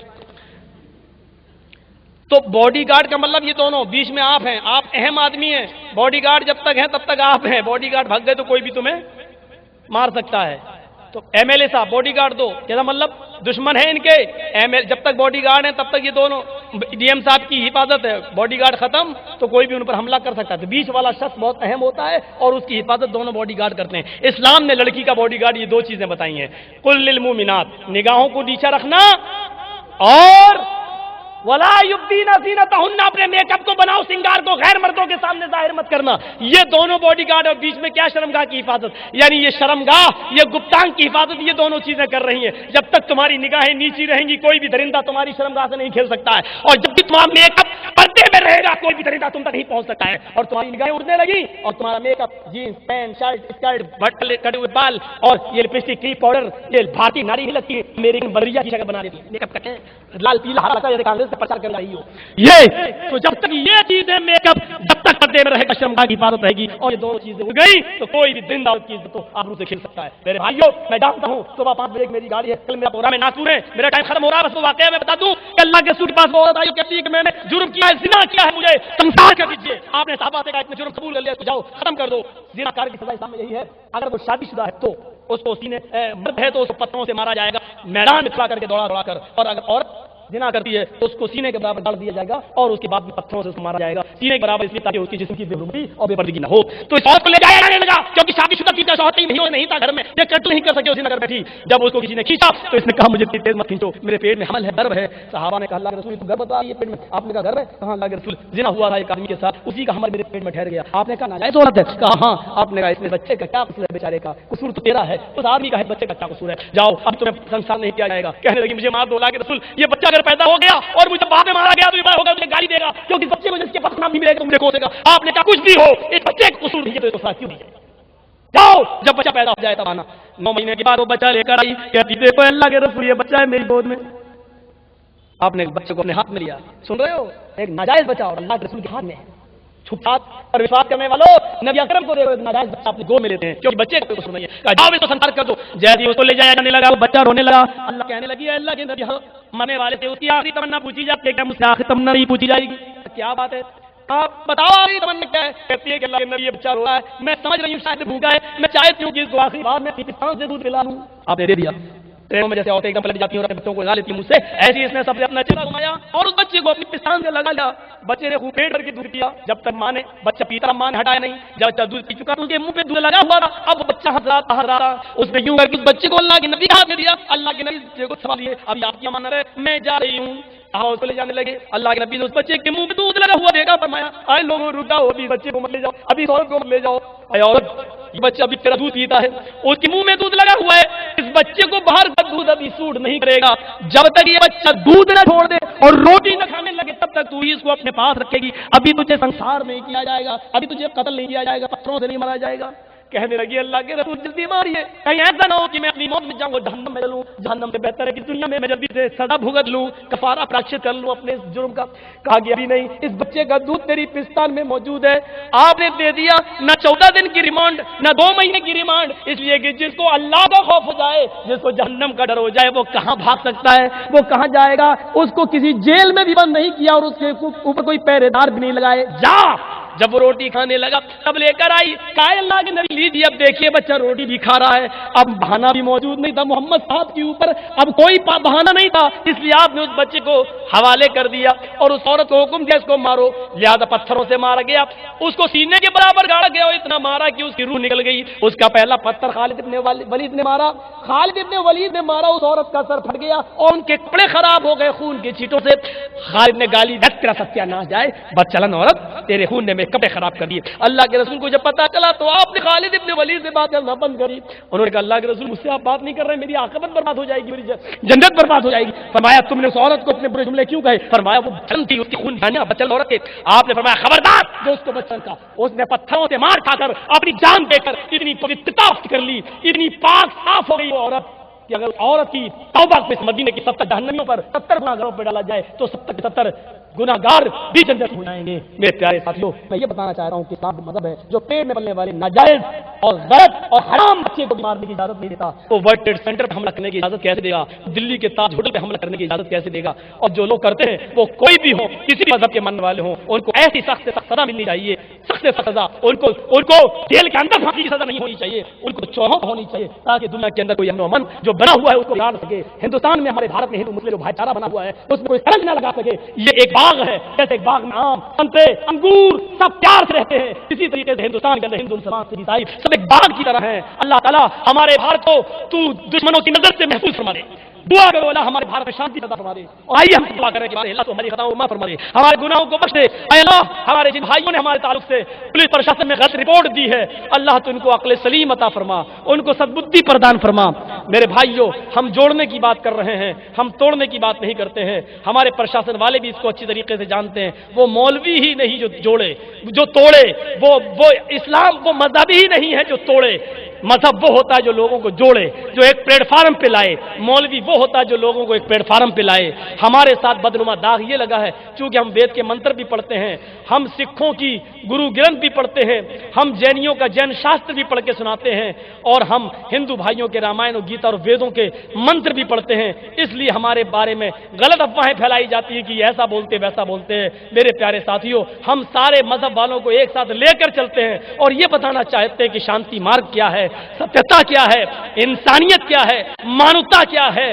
ہم چونکہ ایک دھارمک آدمی ہیں اس لیے تمام دھرموں کا نچوڑ بتانا چاہتے ہیں، اور یہ بتانا چاہتے ہیں کہ آج جو افواہیں پھیلی ہیں، آج ہندو مسلم میں جو بھاونائیں، جو دشمنیاں پھیلی ہوئی ہیں، یہ دھرم کا نتیجہ نہیں ہے، یہ دھرم تو اوپر والے نے اتارا ہے۔ وہ کیوں چاہے گا کہ ہم لڑائیں؟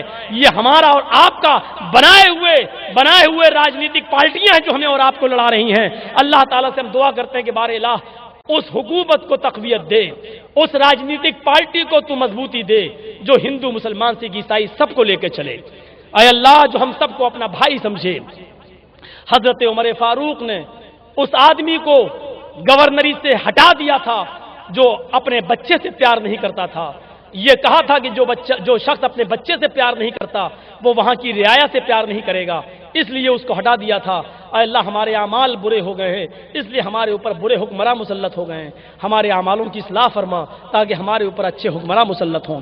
اللہ ہم ان بھائیوں کو معاف کر رہے ہیں، क्षमा करने वाला, माफी करने वाला रसूल के नक्शे कदम पे चलता है. हमारे नबी सबको माफ करते रहे. हम भी उन लोगों को जिन्होंने एफआईआर की है, जिन्होंने केस और कंप्लेन की है हमारे खिलाफ, हम उनको माफ कर रहे हैं और उनको समझौता और कंप्रोमाइज की दावत देते हैं और ये कहते हैं कि आओ उस इस्लाम को जिंदा करो जिसको अपनों ने भुला दिया है, और उस इस्लाम की पवित्र शीतल छाया को गैरों में भी पहुंचाओ जिसको दूसरे लोग नहीं जानते हैं. मुझे उम्मीद है कि आज हमने जो प्रवचन दिया, जो भाषण दिया, उससे किसी हिंदू भाई को तो तकलीफ नहीं हुई होगी, और मैं जानता हूं किसी मुसलमान को भी तकलीफ नहीं हुई होगी, इसलिए कि मजहब इस्लाम को जो इंसान को जोड़ता है. अल्लाह हमें जुड़ने की तौफीक अता फरमा. अल्लाह इस वक्त हमारे भारत के सामने कई चैलेंजेस हैं.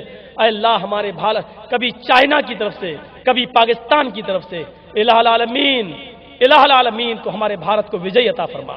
अल्लाह इसको हर मकसद में कामयाबी अता फरमा. हमारे भारत में अमन और शांति पैदा फरमा, और जो मुल्क हमारे भारत की तरफ और हमारे भारत की एक एक इंच की तरफ नजर उठाकर देख रहा है, बारे अल्लाह तू उसको तबाह बर्बाद कर दे. अल्लाह हमारे भारत की रक्षा फरमा. अल्लाह हम देशभक्त हैं, हम देशद्रोही नहीं है. दुश्मन हमें जो सोचे, इस देश को आजाद कराने में अबुल कलाम आजाद ने भी अपना हिस्सा दिया है, योगदान दिया है. अशफाकुल्लाह ने भी दिया है, वीर अब्दुल हमीद ने दिया है. इस वतन को जब भी खून की जरूरत पड़ी तो हमारे अपने मुसलमानों का खून भी इस वतन की मिट्टी में शामिल है. अल्लाह ये वतन हमारा वतन है, ہندو مسلمان سکھ عیسائی سب کا ملک ہے، کوئی ایک کا یہ ملک نہیں۔ اللہ اس ملک کی حفاظت فرما، اللہ اس ملک کو دشمنوں سے بچا لے، اس ملک میں شانتی پیدا فرما دے، اے اللہ ہمارے بھارت کی حفاظت فرما دے، اے اللہ جو بھی چائنا ہو یا پاکستان ہمارے ملک کو غلط نظر سے دیکھ رہے، اللہ تو ان کو سدبدھی پردان فرما، اے اللہ تو ان کو عقل و سمجھ عطا فرما، ان کو سوچنے اور سمجھنے کی پریرنا دے، توفیق دے، ہمارے ہندو بھائیوں کو بھی اسلام کو سمجھنے کی پریرنا دے، ہمارے مسلمان بھائیوں کو بھی وہ کتابیں پڑھنے کی توفیق دے جو ہم پڑھتے ہیں، تاکہ وہ ستیتا اور سمجھ سکیں اور دیکھ سکیں کہ دھرم انسان کو کتنا جوڑتا ہے۔ اللہ جو بیمار ہے ان کو شفا عطا فرما، جو بیمار ہے ان کو شفا کاملہ عطا فرما، جو ہاسپٹلز میں ایڈمٹ ہیں ان کی دواؤں میں صحت و تندرستی کوٹ کوٹ کے بھر دے۔ الہ العالمین جو لوگ انتقال فرما کے تیرے ہمارے بھائی تیری رحمت کو پیارے ہو چکے ہیں، بار الہ تو ان کی قبروں کو نور سے بھر دے، ان کے گناہوں کو معاف فرما دے، ان کی روحوں کو اعلیٰ علیین کے اندر جگہ عطا فرما۔ جب تک تو ہمیں زندہ رکھ، اسلام پہ زندہ رکھنا، اور جب ہمارا خاتمہ ہو تو اسلام پر خاتمہ فرمانا۔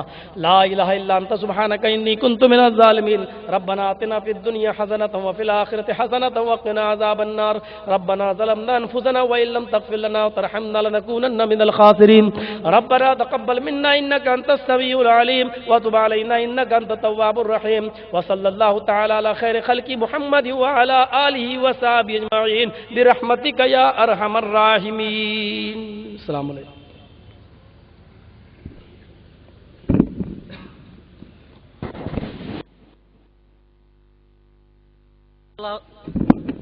جزاکم اللہ خیرا وحسن الجزا۔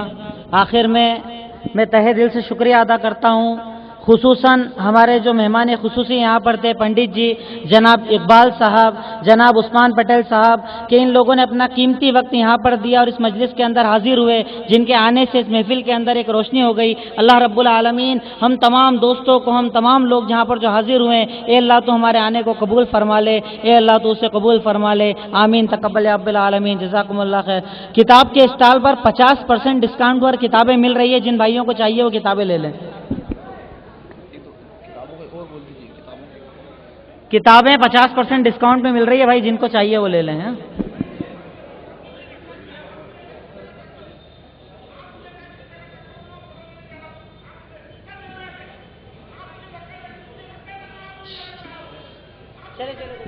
چلو اپنا کام